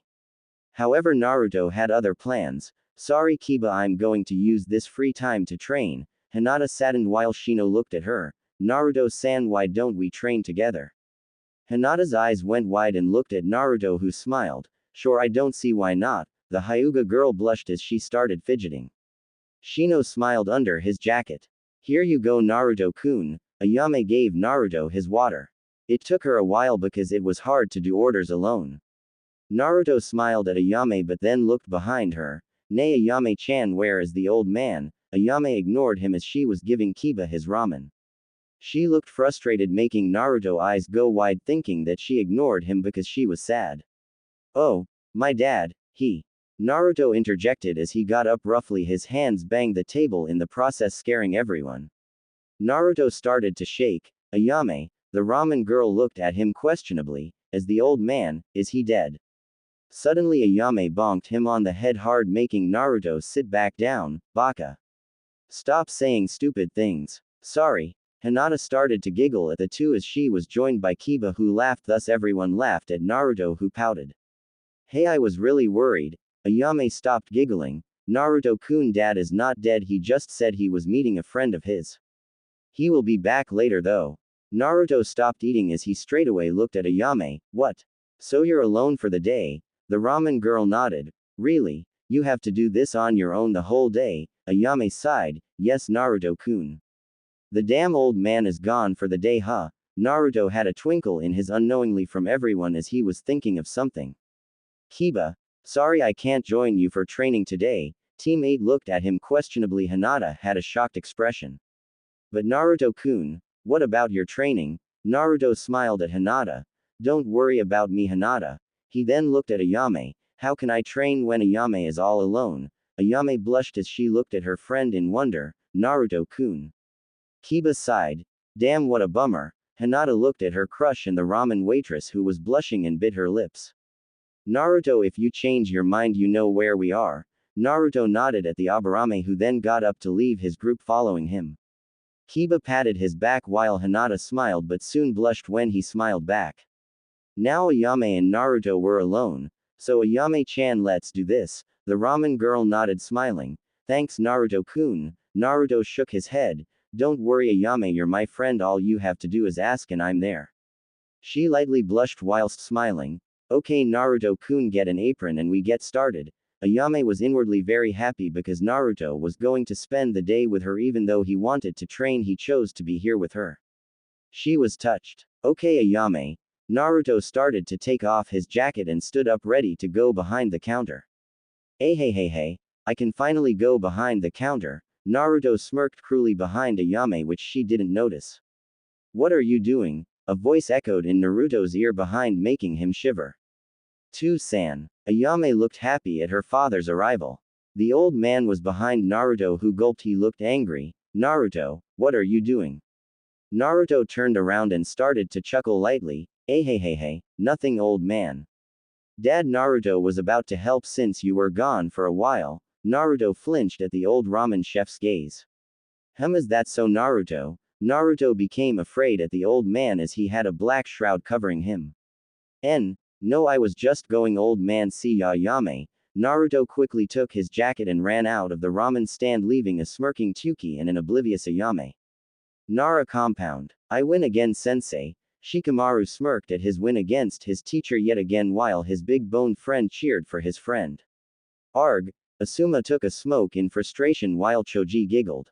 Sensei, are you alright? Asuma looked at Shikamaru, who was worried. He smiled. Don't worry Shikamaru. Choji, come here and play with Shikamaru after we going training. Choji nodded as he took his teacher's place that walked outside for fresh air and began playing with his friend. Asuma just stood there looking at the sky while he was smoking. Something on your mind? The Sarutobi felt someone behind him. It's nothing, Shikaku, sighed Asuma while Shikamaru's dad smirked. Who I know that sigh, you got woman troubles, huh? Asuma ignored him as he carried on smoking, making Shikaku smirk wider. Is it Kurenai? The Sarutobi blushed, making Shikaku laugh. Come tell me all about it.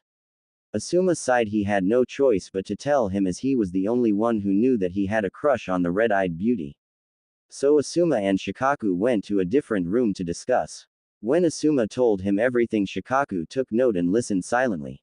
Asuma, Shikimaru's teacher, looked at his student's dad, who had a serious expression. What you told me is completely normal. The Sarutobi sighed when Shikaku carried on. There will always be competition for the woman you love. But he is younger than her, Asuma protested. So, he is 16 or 17, only 5 years younger. It's completely normal. Asuma just kissed his teeth. Shikaku got up as he smiled. Besides, if you love her, things will work itself out. How do you know? The Nara smirked when he looked at his son's teacher. Because that's how I met Yoshino. Shikaku then left a speechless Asuma behind. Konoha Park. All the fun and games aside, in the park far away from the children, Naruto sat quietly on the bench with a faraway expression. He turned around and saw the children playing and laughing with their parents, who were chatting away with either each other or with other parents. Naruto looked at the children with a sad look. These children enjoyed themselves laughing with their parents. They have a childhood Naruto never had. The Uzumaki now had a serious expression as he got up. I'm going to train. He then walked off to train. What Naruto didn't know was that Haruno Sakura stumbled in the park as she saw him leave. She looked with a happy expression. I'm glad you're free, Naruto. She saw his attire and she liked his fashion sense. The Haruno then walked past the park, going to see Ino. Forest. In Konoha. Hey. 3 girls were all playing in the large lake, as it had a waterfall in the middle of a forest. They were all jumping around, splashing water at each other, wearing bikinis showing their developed figures. From afar, the forest, a man was watching them with binoculars, giggling perversely. Oh, this is good. Very good. Jiraiya giggled perversely at the material before him. However, in his binoculars he saw someone come in the forest, alerting the girls and the pervert. What? Jiraiya's eyes went wide but soon narrowed at the person who disturbed his research. The figure was talking to those girls who now were in dry land. The Sannin used the binoculars again to have a better view of the guy, as they were too far for him. That's Naruto. Jiraiya's eyes went wide as he saw his student's son talking to the girls and even making them giggle, making the Sannin raise his eyebrow. The girls then left, waving at Naruto, who waved back. This made Jiraiya angry. How dare that brat make my research leave? Jiraiya, using his binoculars, carried on watching Naruto, who started to take off his jacket. TCH. Those clothes are not suited for a shinobi. He saw Naruto throw his jacket to the side as he started to unbutton his shirt. Jiraiya's eyes went wide. Was the brat doing what he thought he was doing? No way, I'm going to see this. Jiraiya was about to leave but saw Naruto only unbutton the top 3 buttons of his shirt and his arms. He also folded it backwards, showing his developed arms. Jiraiya sighed in relief. The brat wasn't going to strip on him after all. Suddenly Naruto started to look around, analyzing everywhere like he sensed someone. Shit. Jiraiya shunshined in another tree, saving himself from being exposed by Naruto, who looked at the tree he was on. Jiraiya stayed quiet as he held his breath. When a minute later Naruto sighed and loosened up, making Jiraiya sigh in relief. The brat is good. Jiraiya now had a serious expression when he saw Naruto walk on the water, making his eyes go wide. He knows how to water walk. While Naruto started walking on the water, he did a hand sign which looked like a cross sign. Kage Bunshin no Jutsu. Then suddenly 6 clones of Naruto came who looked exactly like him. Jiraiya watched on in interest, now knowing what Naruto intended to do. Let's see what you can do, Naruto. Uchiha Compound. Uchiha Sasuke now rested, finished setting up his training ground. It contained traps of hidden kunais and shurikens. It was a training regime Sasuke created for him to train. He stood in the middle of his compound training ground as right in front of him were countless of targets to hit and throw weapons at. Sasuke had his eyes closed, took a huge breath and opened his eyes, then charged forward, intending to begin his regime. While Jiraiya watched from afar unknowingly to Naruto, who looked at his clones. You guys come with everything you got. The clones nodded seriously as they dispersed, leaving Naruto getting into a battle stance. Red Fraction by Mel, Black Lagoon opening theme song. I have a big gun. I took it from my lord. Sleep with justice. I just wanna feel you. While Naruto stood there, suddenly the first clone out of the six came down in front of him, creating a splash in the process, and charged at his boss with a kunai in his hand. Naruto with a kunai also got ready as his weapon clashed with his clone's. Ching! Naruto held his composure against his clone as they both fought for control. Naruto smirked and he pushed his clone forward, getting him by surprise, and then used this opening by grabbing his right hand and lifting him over his shoulder and throw him into the forest. Arg! The clone flew in the forest and hit a tree, thus making him poof as he disappeared. I'm your angel, only a ring away. You make me violate you. No matter who you are. Suddenly another clone flew out of his hiding area as he was doing a series of hand signs in midair, making Jiraiya's eyes go wide as he recognized the technique. Wind release. Drilling air bullet, screamed the second Naruto clone as he shot amazingly a massive drilling bullet of destructive wind towards his boss, intending to kill him. Naruto braced himself as the attack hit him head on, creating massive impact and also making huge waves and splashes in the process. Damn, this is insane. Jiraiya braced himself as he couldn't believe what he was seeing. No genin trains like this. The Sannin watched his insane godson fighting his clones like it was a real fight. The Naruto clone stood on the water and waited for the devastation to end. Suddenly below him, Naruto jumped out of the water, shocking the clone as it back-flipped to gain some space. However, although he gained some space, a kunai flew at him, hitting the clone dead on, dispelling it right away. It's all up to you. No one lives forever. Been burn in the hell. By all those pigs out there. A clone nearby watched on as he saw his boss stood there. The two looked at each other when the real Naruto, who was wet all over, bent over and stuck out his tongue mockingly at the clone, making him angry. You bitch. The third clone jumped at Naruto as he attempted to rush him. Naruto got back to his stance and got ready for his clone that was doing a series of hand signs. The third clone smirked as then next to him was another clone doing the same series of hand signs. Naruto's eyes went wide. Shit. Both clones smirked as they screamed out their technique. Wind release. Drilling air bullet. Multiple massive drilling bullet of destructive wind came at Naruto with amazing speed. Naruto. Jiraiya screamed in fear for his godson's safety since Naruto had nowhere to go. No way in hell. Naruto charged up his chakra as he braced himself. When the wind bullets got close, Naruto screamed, Tikoku. When the wind bullets hit, a huge wave of chakra came as they both clashed, enveloping both the clones and Jiraiya, who was afar. The Sannin couldn't believe what he was seeing. What is going on? He screamed as the explosion was intense. Once the explosion ended, Jiraiya waited for the smoke to disappear. It's always been hell. From when I was born. They make me violate them. No matter who they are. Within the smoke, one clone survived as he looked exhausted and was just floating on the water. Damn, to use that technique. Should have expected. His partner was dispelled as he took the brunt of the attack. You should have. The clone's eyes went wide as he saw his boss, who was all tattered up, showing his bare body to the world standing before him. He then smirked and pulled out a kunai and threw it at the clone's chest, making him grunt in pain, thus dispelling him. The smoke cleared as Jiraiya's eyes went wide because he saw the huge lake swirling like a whirlpool and Naruto standing right in the middle of it. Out of nowhere, a kunai sailed right at Naruto, making him jump at the nearest tree and quickly look where it came from. He saw nobody there. Where is he? Naruto, now on the tree, looked everywhere and also looked down at the water. Right here, boss. Naruto's eyes went wide as he saw his fifth clone standing a couple of yards away and looked to finish a technique. Naruto got scared while his clone smirked as he jumped at Naruto. Wind release. Powerful wind wave. A powerful gust of wind came from his mouth at Naruto. The technique also destroyed many trees as was sailing at a magnificent speed. Shit. Naruto used his instinct in the last second and dived right in the water, dodging the wave of wind which destroyed everything in its path. The clone landed on the ground huffing, thinking he got his boss. Damn, I hope he is not hurt. Thanks for the worry.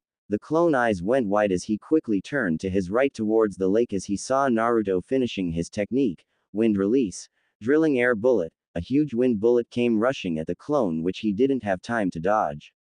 The fifth clone just smiled and saluted. Nice one, boss. The clone then was hit by the ferocious technique. Naruto fell on his knees as he was getting tired. I think that's all of them. You have one more encore, boss. The Uzumaki's eyes went wide as he saw his final clone standing before him, watching him while he was on the land and Naruto was on the water. He smirked while Naruto gritted his teeth. They just watched each other. Get down on your knees. Get a good head on your shoulders. If it's for your guys, go to the end of the earth. Do what you think. Give it with dedication. I'll put out your misery. Sasuke dodged a numerous of kunais and shurikens. He then took 3 kunais and threw it at the 3 targets before him, hitting them all in the center. He then quickly jumped onto the tree and avoided another set of shurikens and kunais that flew at him. While the Uchiha was in the tree, he then dived down, as while he was upside down he quickly pulled out 4 kunais and threw them at different directions, as he then quickly pulled out 4 shurikens and threw them at the same direction the kunais were. The shurikens hit the kunais, as then all the weapons hit the targets that surrounded him dead on. The Uchiha smirked but then frowned as he saw 2 targets untouched, as the kunai and shurikens were on the floor. Have no prayer. So, I keep the gun with me. For my safety. I'll do it with no sweat. Damn, not good enough. Sasuke gritted his teeth because his brother can do this without difficulty. He walked forward but then felt his leg pulling a rope. His eyes went wide. Damn, the Uchiha quickly tried to dodge but he was too late because a kunai grazed his left shoulder, making him hiss in pain as he fell to the floor. They mean business. No time for sissy pig. Queen of Ocean. Sing. The Volga. To you. Sasuke thought that was it, but then using his instinct dodged another kunai which came at him. Quickly pulling out a kunai, Sasuke deflected a series of shurikens and kunai as he jumped into a clearing. He held his injured left shoulder in pain. Sasuke gritted his teeth in anger as he looked forward. I can't lose. He clenched his left hand furiously. No need to think about it. You do it or you die. Those aren't tears. Don't let it trick on you. I am hard as steel. Get out of my way. Pay back all at once. Suck away the tender part. Sasuke suddenly rushed forward as he took 2 kunais which was in the floor and threw it at the 2 targets he missed before. He stood there exhausted as he was sweating, trying to regain his bearings, and decided to rest for the day. He turned around and what he saw made his eyes go wide in shock. You made a mess. For Christ's sake, this rotten world. Shit out of luck. Go with my vision. Light up the fire. Right on the power. Weapon. I have it all. As the song went into instrumental, Sasuke just stood there frozen as he could not believe what he was seeing. Right in front of him, far away from Sasuke, stood his brother Itachi, who wore the same Anbu clothes he wore that day when he massacred the whole clan. He was smirking, making Sasuke angry. Itachi. The younger brother charged at his older brother, his Sharingan now turned on. While he ran, he suddenly stopped at his tracks because someone was next to Itachi sitting on a stump. Sasuke looked at that person and held his breath, not believing that this person was here. A voice echoed in Sasuke's head. My dream, I don't have one but only to be as strong if not stronger than my foes. There right next to Itachi was Uzumaki Naruto, who sat on the stump leaning forward using his palm for his head to lean on. He too smirked arrogantly like he was looking at a child. His hair was blowing violently due to the gusty wind. Sasuke just froze as he suddenly started to shake. Naruto. The last Uchiha screamed and ran at his teammate. His Sharingan blazed in anger now at the Uzumaki. Naruto chuckled as he got up and also charged at Sasuke. Get down on your knees. Get a good head on your shoulders. If it's for your guys, go to the end of the earth. Do what you think. Give it with dedication. I'll put out your misery. 2 people charged at each other as both their punches connected. Their fists hit each other. HMPH, you're quite good. The clone smirked. I'm you after all. Naruto laughed as the 2 then started punching each other at a fast speed. The clone didn't get hit because he was either dodging or blocking, while the real Naruto was getting hit or was blocking because he was the more tired of the 2. The 2 were now on land battling it out. Their blows can be heard in the forest. Give up, boss. The final clone smirked at his boss, who looked weakened. Naruto got punched in the face again, making him falter back a bit. There, the clone's eyes went wide as he used this opening and then fly kicked Naruto right on his stomach. Uck. Naruto gasped in pain while his clone smirked. I won. Naruto looked ready to fall as he unsteadily went to the left. The clone smirked as he waited to hear his boss fall to the floor behind him. Suddenly, instead of hearing Naruto fall, the clone felt someone grab his waist. He quickly turned his head to see who grabbed him. His eyes went wide. What? Naruto's serious gaze was upon him as he then grabbed hold of his clone's waist tight, making the clone grunted in shock. Arg! Naruto then with great strength lifted him over his head and gave him a pounding German suplex. The ground shook hard as the Naruto clone hit his head hard. Jiraiya's eyes were wide in shock, he just couldn't lay his eyes off Naruto. Naruto let go of his clone, which dispelled right away, and was breathing heavily on the ground. You made a mess. For Christ's sake, this rotten world. Shit out of luck. Go with my vision. Light up the fire. Right on the power. Weapon. I have it all. Sasuke ran at Naruto and quickly done a series of hand signs. Fire release. Great fireball technique. A massive orb of roaring flame came out of Sasuke's mouth and engulfed to what he thought was Naruto. The Uchiha just stood there as the fire did its work, burning Naruto to smithereens. He smirked but then resumed his anger. Itachi. Sasuke looked at where his brother was, but nobody was there, confusing Sasuke as he now got out of his stupor and realized he was still in the training area. He looked at the burned target to what he thought was Naruto. Kakashi's prized student clenched his fist in anger. Naruto. I will beat you one way or another. Naruto sat there on the floor huffing as he just looked at the sky. Jiraiya watched on, remembering what Sarutobi told him. Sensei, you should have seen him now. The Sannin suddenly smiled. Naruto was just like his parents. He fought with intelligence just like his father. He fought using his quick thinking just like his mother. However, that suplex was a bit. Jiraiya's sweat dropped comically. There was one thing that made him different from his parents though. Naruto fought violently as he took risks in battle, something both his parents never do. Jiraiya saddened. He must have gained such instinct in his childhood. From what he heard from Naruto and his sensei, his godson was all alone in this world. I never needed no one then, and I will never need anyone now, Naruto's voice echoed in his mind. Jiraiya saddened. Minato, Kushina, I'm sorry, he abandoned Naruto when the kid needed him the most to the wolves. But no more. Jiraiya promised to himself he will help his godson from here on out. The boy is strong, around Chunin level, but his instinct and the way he fights is low Junin. Jiraiya was proud at his godson. What he saw today was all self-taught, and that chakra technique he showed was simply magnificent. That technique of his was a chakra manipulation technique. I believe it was a defensive. Jiraiya smirked. He had a feeling Naruto will work on that technique some more, just like his father who invented the Rasengan. Like father like son, the Sannin smiled brightly, or should I say like mother like son. One thing for sure, Jiraiya was well proud of him. He didn't care if the boy was a delinquent or a yakuza like the rumors described him as. To him, Naruto was man who took his problems head on and made a living all by himself. It saddened him that neither he nor anyone else was there for him. But he was also proud because of how mature he became because of it. I will watch you from here on out, Naruto, make me proud, and well done. Jiraiya then shunshined, leaving Naruto to himself, who fell to the floor and started to rest. The Uzumaki started to remember his fight against Earth Beast and how weak he was against him. Naruto weakly raised his hand to the sky. I will never feel like that ever again. I promise. He then clenched his hand into a fist. He vowed from here on out he will be the strongest and do his utmost best to never lose. Kurenai and Anko left their apartment together as Anko wanted to go to eat dango, insisting Kurenai to come along. They soon started walking in the lively district as it was now 4 p.m.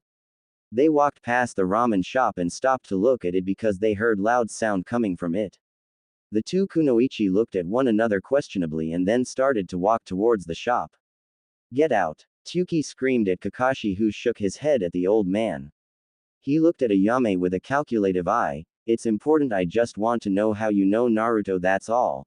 Ayame looked angry as she clenched her teeth. You heard my father, the Hatake sighed.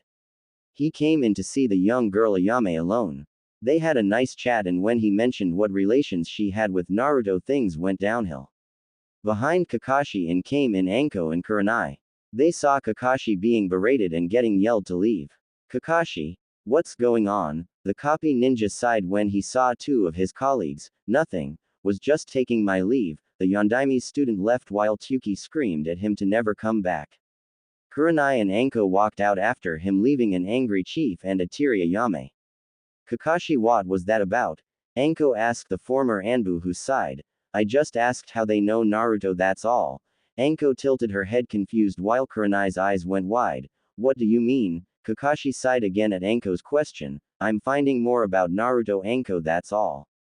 When Kakashi said that, Kurenai stopped on her tracks, getting everyone's attention. What is it, Kurenai? The red-eyed beauty looked at Kakashi, who looked back. Kakashi, how did you meet Kira? The copy ninja gave her a questionable look, like he wasn't going to answer her. It's serious, Kakashi. The man sighed, but when he saw her serious expression, he told her he met her in Naruto's apartment complex. Kurenai's eyes went wide while Kakashi looked at her with suspicion.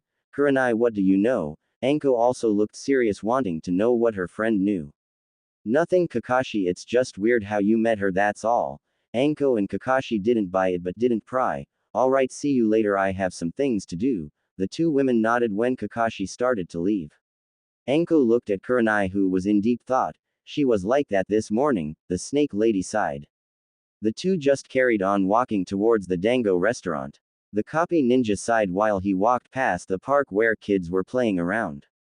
He just was kicked out from the ramen shop for just asking about Naruto. I can't believe the boy can just disappear like that and then just come again like nothing has happened. Kakashi remembered the day Naruto disappeared. The Sandyame went crazy to look for him. He and Yugao were tasked to search for him, but they couldn't find him anywhere. To make matters worse, in time Naruto could have been found, but the council refused to look for him, thus making the Sandyame's hands tied. Ever since the Kyuubi attack, this village has become more of a democracy. The Hatake can remember the time his sensei was in charge, everything went through him and not just taking votes in the council. The Kyuubi attack done a lot more damage than anyone thought. While Kakashi was contemplating, he saw three kids surrounding someone. They looked quite happy as they were screaming and laughing around. Thank you, Nei-san. Konohamaru smiled, sheepishly embarrassed. Moegi nodded, smiling, while Udon bowed. Yes, thank you for getting our baseball. The person they were talking to nodded. Kakashi couldn't see who they were talking to, but soon the kids ran off to play. Bye, Nei-san. Kakashi's eyes went wide as he now identified the person who waved at the children. Kira-san. Kakashi started to walk towards her as the woman looked at him and smiled at him. Dango restaurant. Anko and Kurenai enjoyed the day while they were eating in Anko's favorite restaurant. The snake lady was currently eating dango after dango, making the red-eyed Yuhi sweat drop. She eats just as fast as Naruto, Kurenai thought, but then became expressionless. Anko, while she ate, noticed her friend's mood and sighed, stopping to eat for a second, making Kurenai look at her. What's wrong, Anko? The Mitarashi suddenly smiled. You were out of space the whole day. Kurenai just blinked, confused at her friend, who smiled a creepy smile. Were you thinking of a certain someone? The red-eyed Junin blushed and started spouting nonsense, making Anko smile gleefully, as then Yugao and Hana came in to save Kurenai from further embarrassment. Hey Anko. Kurenai, Hana waved while Yugao smiled. Anko kissed her teeth in defeat while Kurenai inwardly smirked. The Anbu and the Chunin sat down to join their friends. The four women were discussing with each other in the restaurant about several of topics. Yugao-chan, so you and Hayate will be going to the Emerald Leaf, huh? The Anbu commander nodded to the amazement of Kurenai and Hana. Seriously? That's the most expensive restaurant in Konoha. Kurenai's eyes were wide as she was inwardly jealous for her friend. The purple-haired woman nodded. Yeah, Hayate suggested, since we had to sort out our relationship. Everyone nodded because the two had problems to sort out. But it's the Emerald Leaf, I'm so jealous. Anko just chuckled at Hana's whining, as personally she wasn't into such thing. They then all ordered another dango when the waiter came. Anyway, yesterday was sure hectic, huh? Everyone nodded at Hana because yesterday was wild. I can't believe he got a whole bridge named after him. Yugao nodded at Anko. Not just that, but Wave itself see him as a hero. Yeah, but that doesn't make any sense.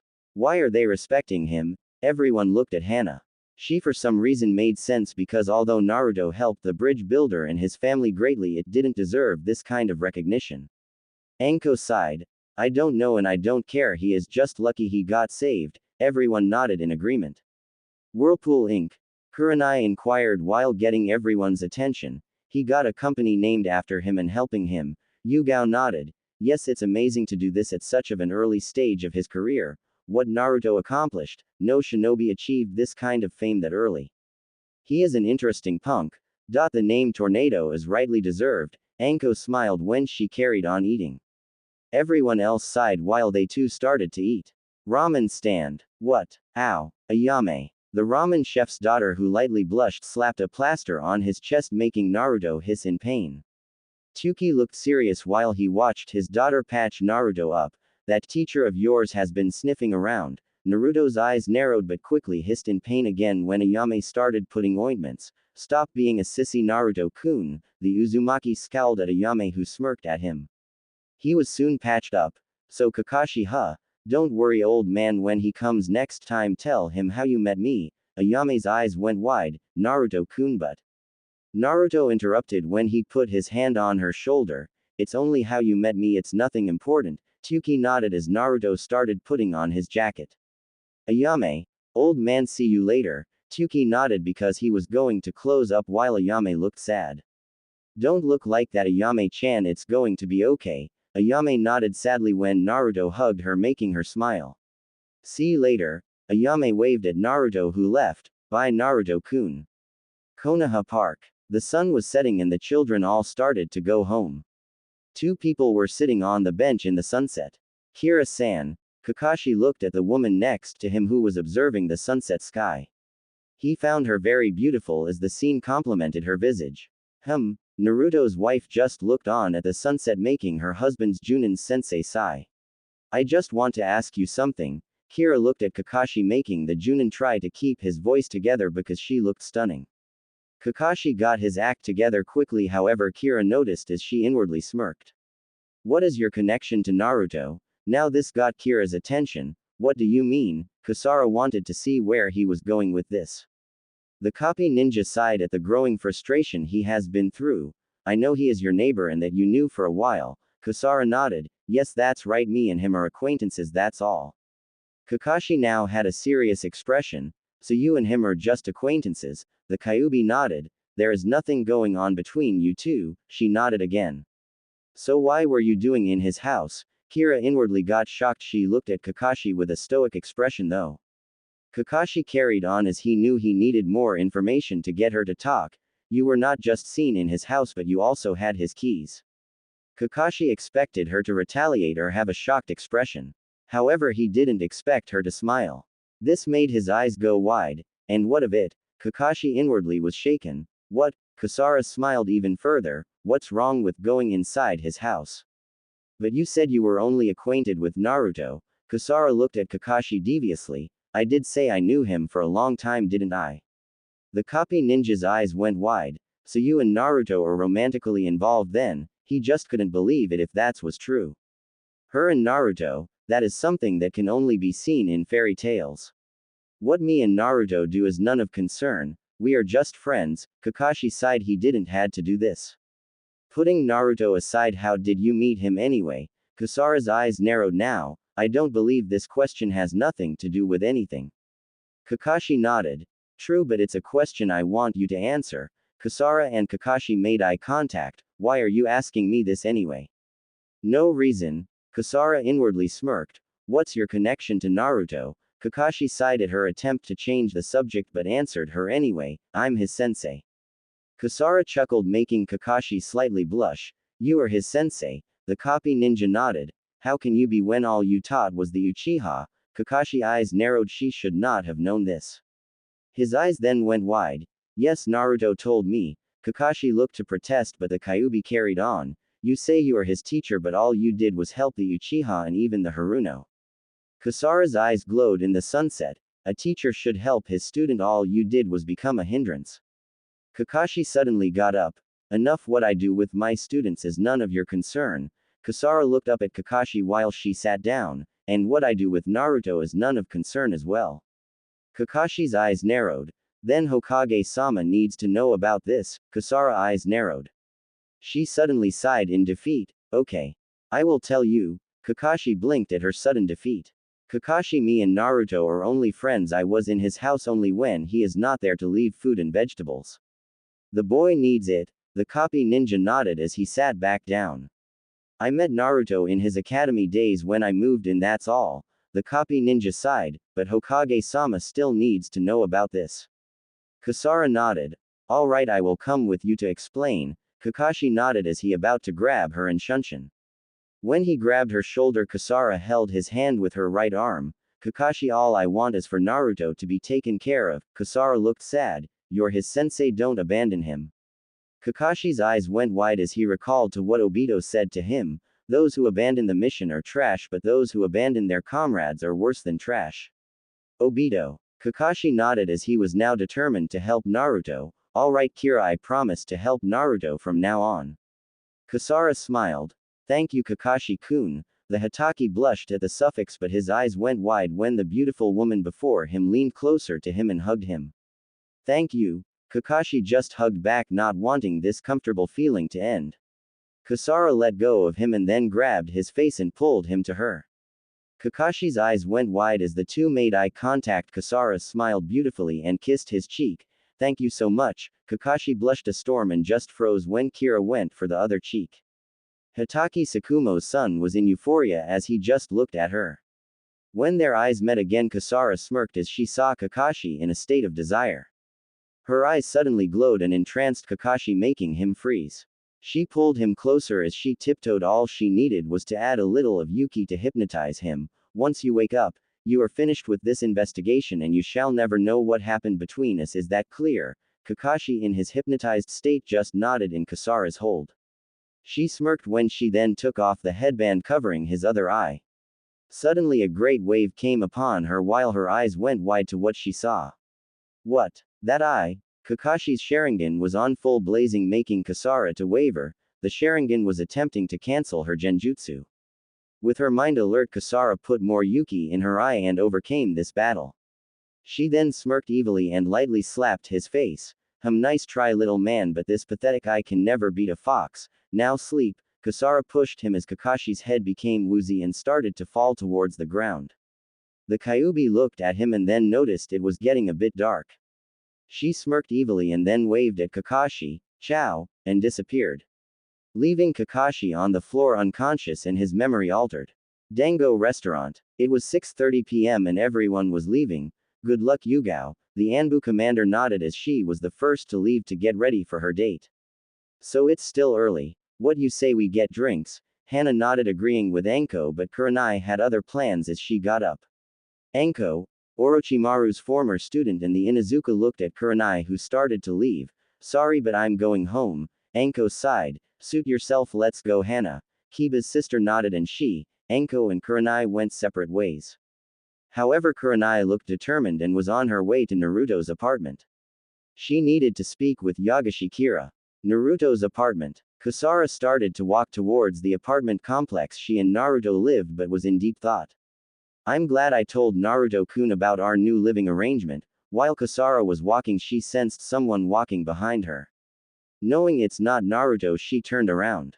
What can I do for you, Kurenai? It was the red-eyed Junin who looked serious. I'm going to make this quick. I don't care what you were doing in Naruto's house, however I want that to stop. Kasara's eyes narrowed at the woman before her. What I do is none of your business, Kurenai-san. Hinata's teacher eyes narrowed as she crossed her arms and then turned around, and this time go home. She suddenly stopped, getting Kasara's attention. I always thought you were suspicious. She turned her head to look at Kasara, their eyes meeting once again. I will soon find out what you are hiding. Kasara just smirked, her arms too crossed. I have nothing to hide. Kurenai just turned around and walked off, leaving Kasara to herself, who smirked wider. Kurenai, Kakashi Mai, what interesting humans. She then turned around and went inside the apartment complex. Naruto's apartment. Naruto sighed as his head got out of the fridge. Man, there are food that needs to be cooking and I don't know how to cook. Naruto looked at his closet, but there was no ramen, making his stomach growl. TCH, might as well go out for a fresh air. He might as well wait until Kasara got home. He was wearing a t-shirt and shorts and went to put on some sandals to go out for a bit. Once the Uzumaki got out, he went to the far corner of the apartment and climbed up to the stairs to go to the roof. Once he got to the roof, the wind was blowing on his face as Naruto enjoyed the scenery. Right below him was the window of his living room, and below that, to the right, was Kira's apartment. Kasara saw Naruto go up to the roof and looked on in interest. Naruto, the Uzumaki turned around to see his landlord coming up. Hey Ryoma, the man nodded as he walked next to Naruto and lighted a cigarette. He smoked it, the smoke blowing to the wind, the smell reeking Naruto's nose. I heard you were in trouble. Naruto looked at the man and nodded. Yeah, I'm okay now though. Ryoma nodded. Good. Then the man turned to look at Naruto and smiled. You and Kira-san, huh? Naruto blushed slightly, making the man laugh. Don't worry Naruto, I won't tell anyone. Naruto sighed in relief. You're one weird man, Ryoma. The man took off his sunglasses as he went to pat Naruto on his back. Don't worry Naruto, I will teach you all about women. Naruto's sweat dropped at the man. He didn't need help. He knows enough about women. Naruto then blushed slightly, remembering the moans in his apartment coming from that man's apartment. Thanks to him, he was in very embarrassing situations with Kasara. Naruto then felt Ryoma nudge him, making the Uzumaki look at him. Here, take one. Ryoma was offering Naruto a cigarette. No thanks, I'm free of it for a year now. The man frowned as he then pulled his hand back. The two looked at the scenery before them in silence. Naruto, I hope you knew where you came from. The Uzumaki looked at the man with his eye narrowed. Where I came from? Ryoma nodded. Yes, just don't throw it all away. Naruto turned to his landlord, now getting what he meant. I trust her, you know. This made Ryoma sigh. I just hope so.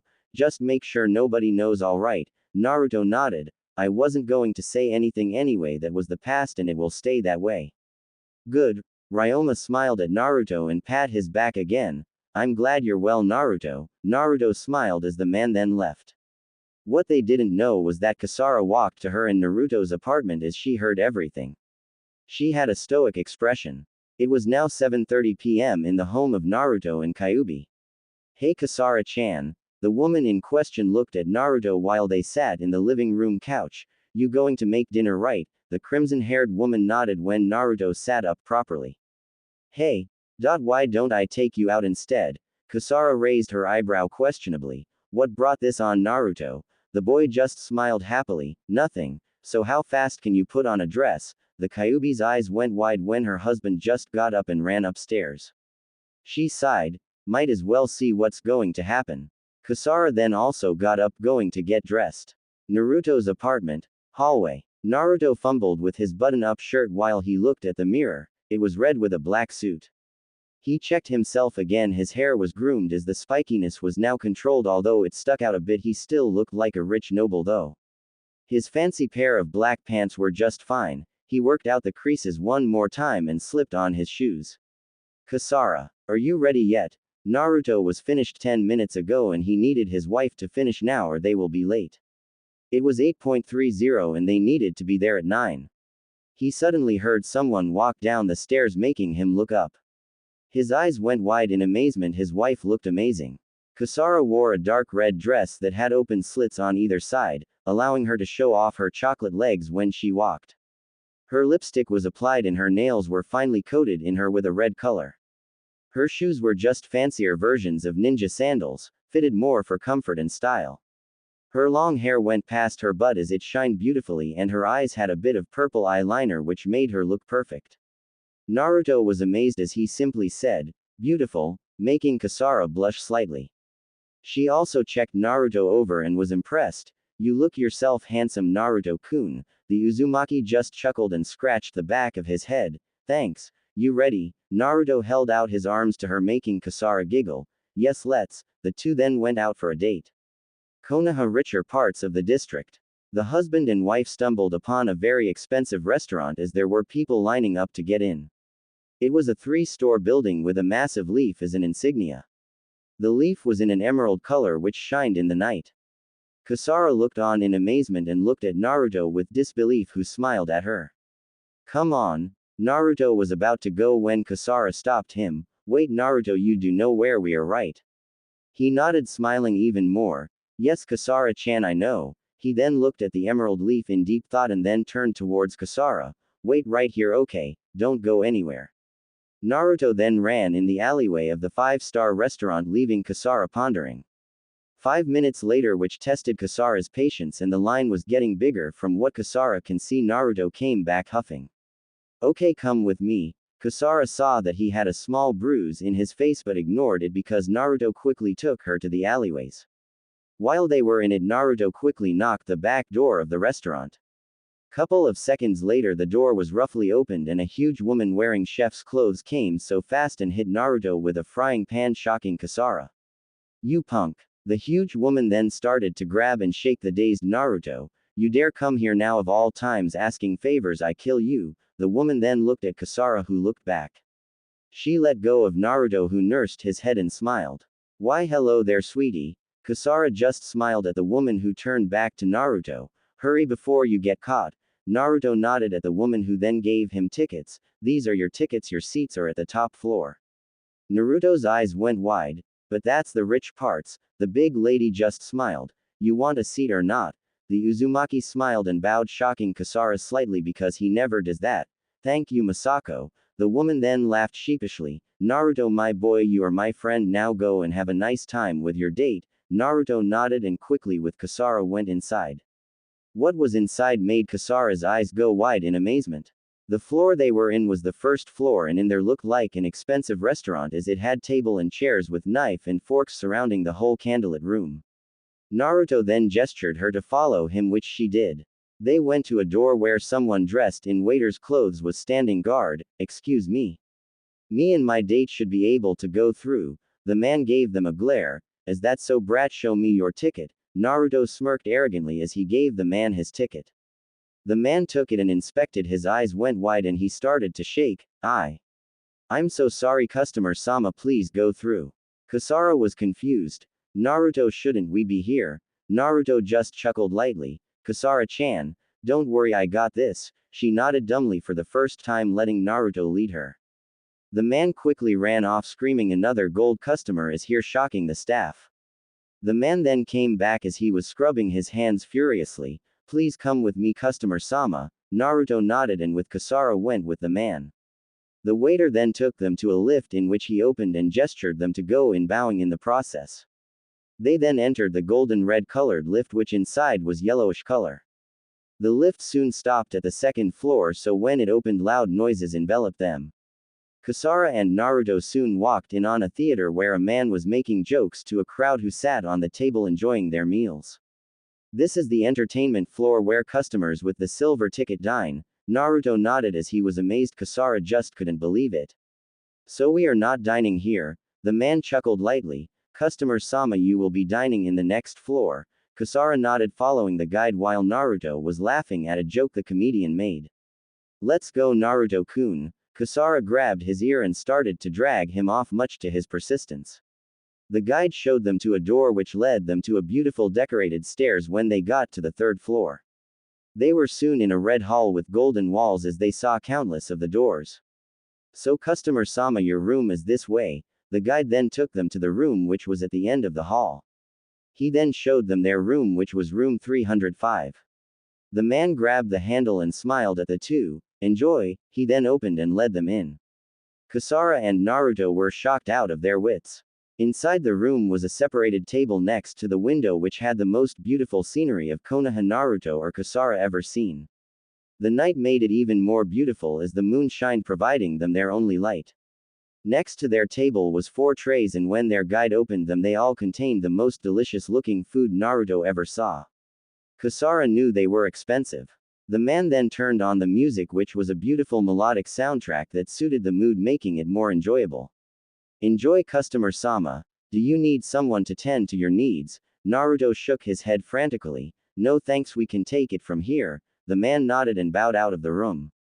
The two just stood there in silence. Kasara looked at Naruto in disbelief while Naruto pouted suddenly. I liked downstairs better. They had entertainment. Kasara just froze, looking at her husband, then suddenly outright laughed, making Naruto look at her questionably.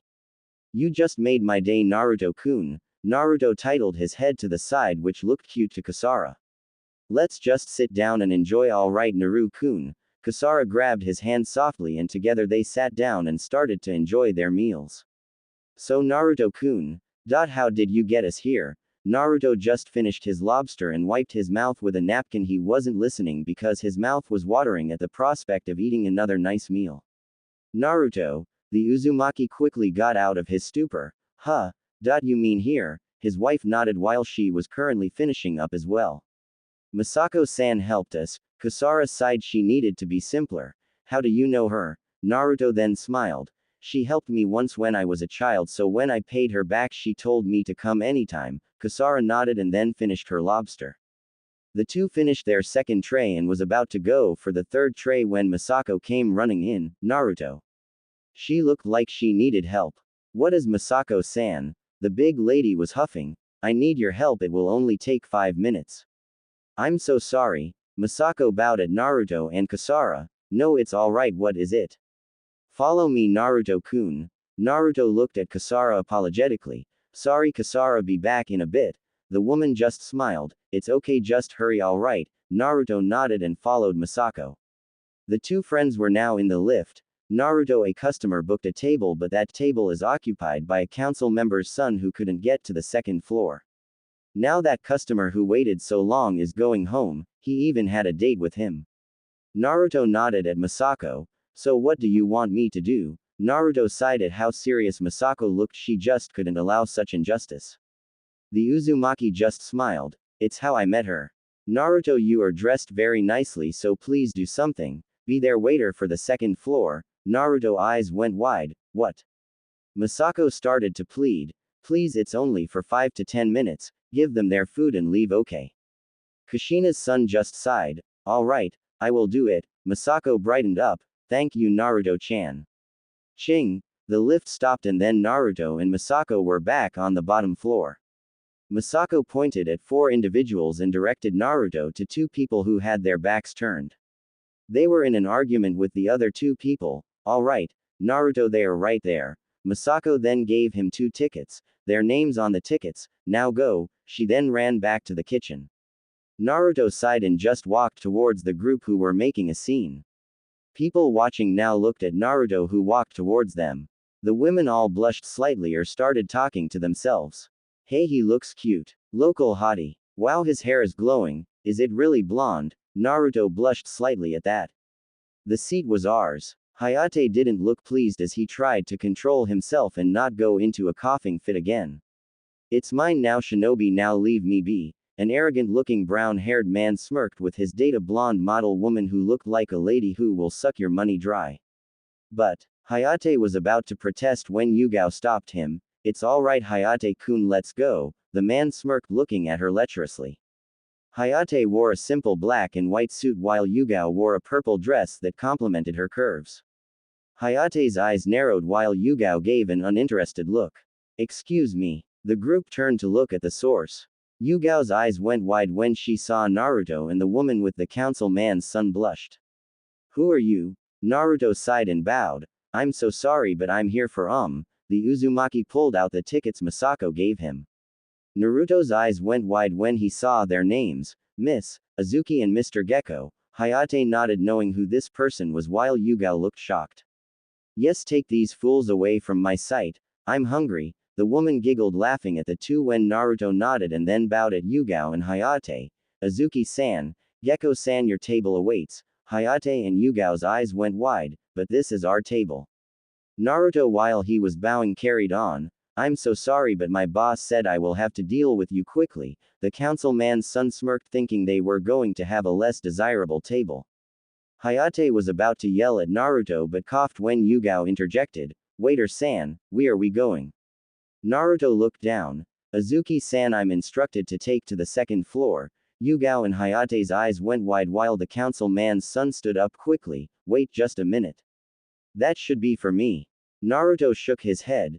Sir, didn't you say your seat was here? The man fumed. No. I specifically ordered to be taken to the second floor. Naruto smiled at the man. I do not recall, sir, but unless your name is The Uzumaki checked the ticket again, irritating the man. Unless you are Miss Azuki and Mr. Gecko, then you may go up. Yugao and Hayate smirked. The man fumed as he grabbed Naruto by the collar, making everyone gasp. You low-time waiter, do you know who I am? Naruto had a bored look, infuriating the man even more as he started to yell. My dad's Namatane Hiko, you fool. Naruto froze, making the man smirk and his woman giggle evilly. Now you know, then take me to my table this instant. Naruto's expression became uninterested as he had a dumb face when he looked at Yugao. Who is that guy? Hiko's son blazed in angry. Why, you little. The man was about to punch Naruto when Misako interfered as she grabbed his arm, shocking him. Her eye narrowed. Hey, you do know what will happen if an employee gets attacked, right? Hiko's son eyes went wide as he started to sweat. He didn't want to get sued. He then took his hand back and scoffed, then looked at his woman. Let's go. We're out of here. Hiko Jr. thought the woman would listen to him, but instead she got up and started to leave already. I'm bored, might as well go home. Hiko's son's eyes went wide. Wah. What? The woman smiled and went to Naruto and gave him a piece of paper. Here you go, sweetie. Yane. She then winked at Naruto and left, leaving an angry man behind as he screamed and ran off. Naruto looked at the paper and sweat dropped. It contained a number, specifically a phone number. He quickly pocketed it and laughed lightly at the group who just blinked. Anyway, I might as well take you there. Yugao and Hayate nodded and started to leave with Naruto while Misako winked at him, making the Uzumaki sigh.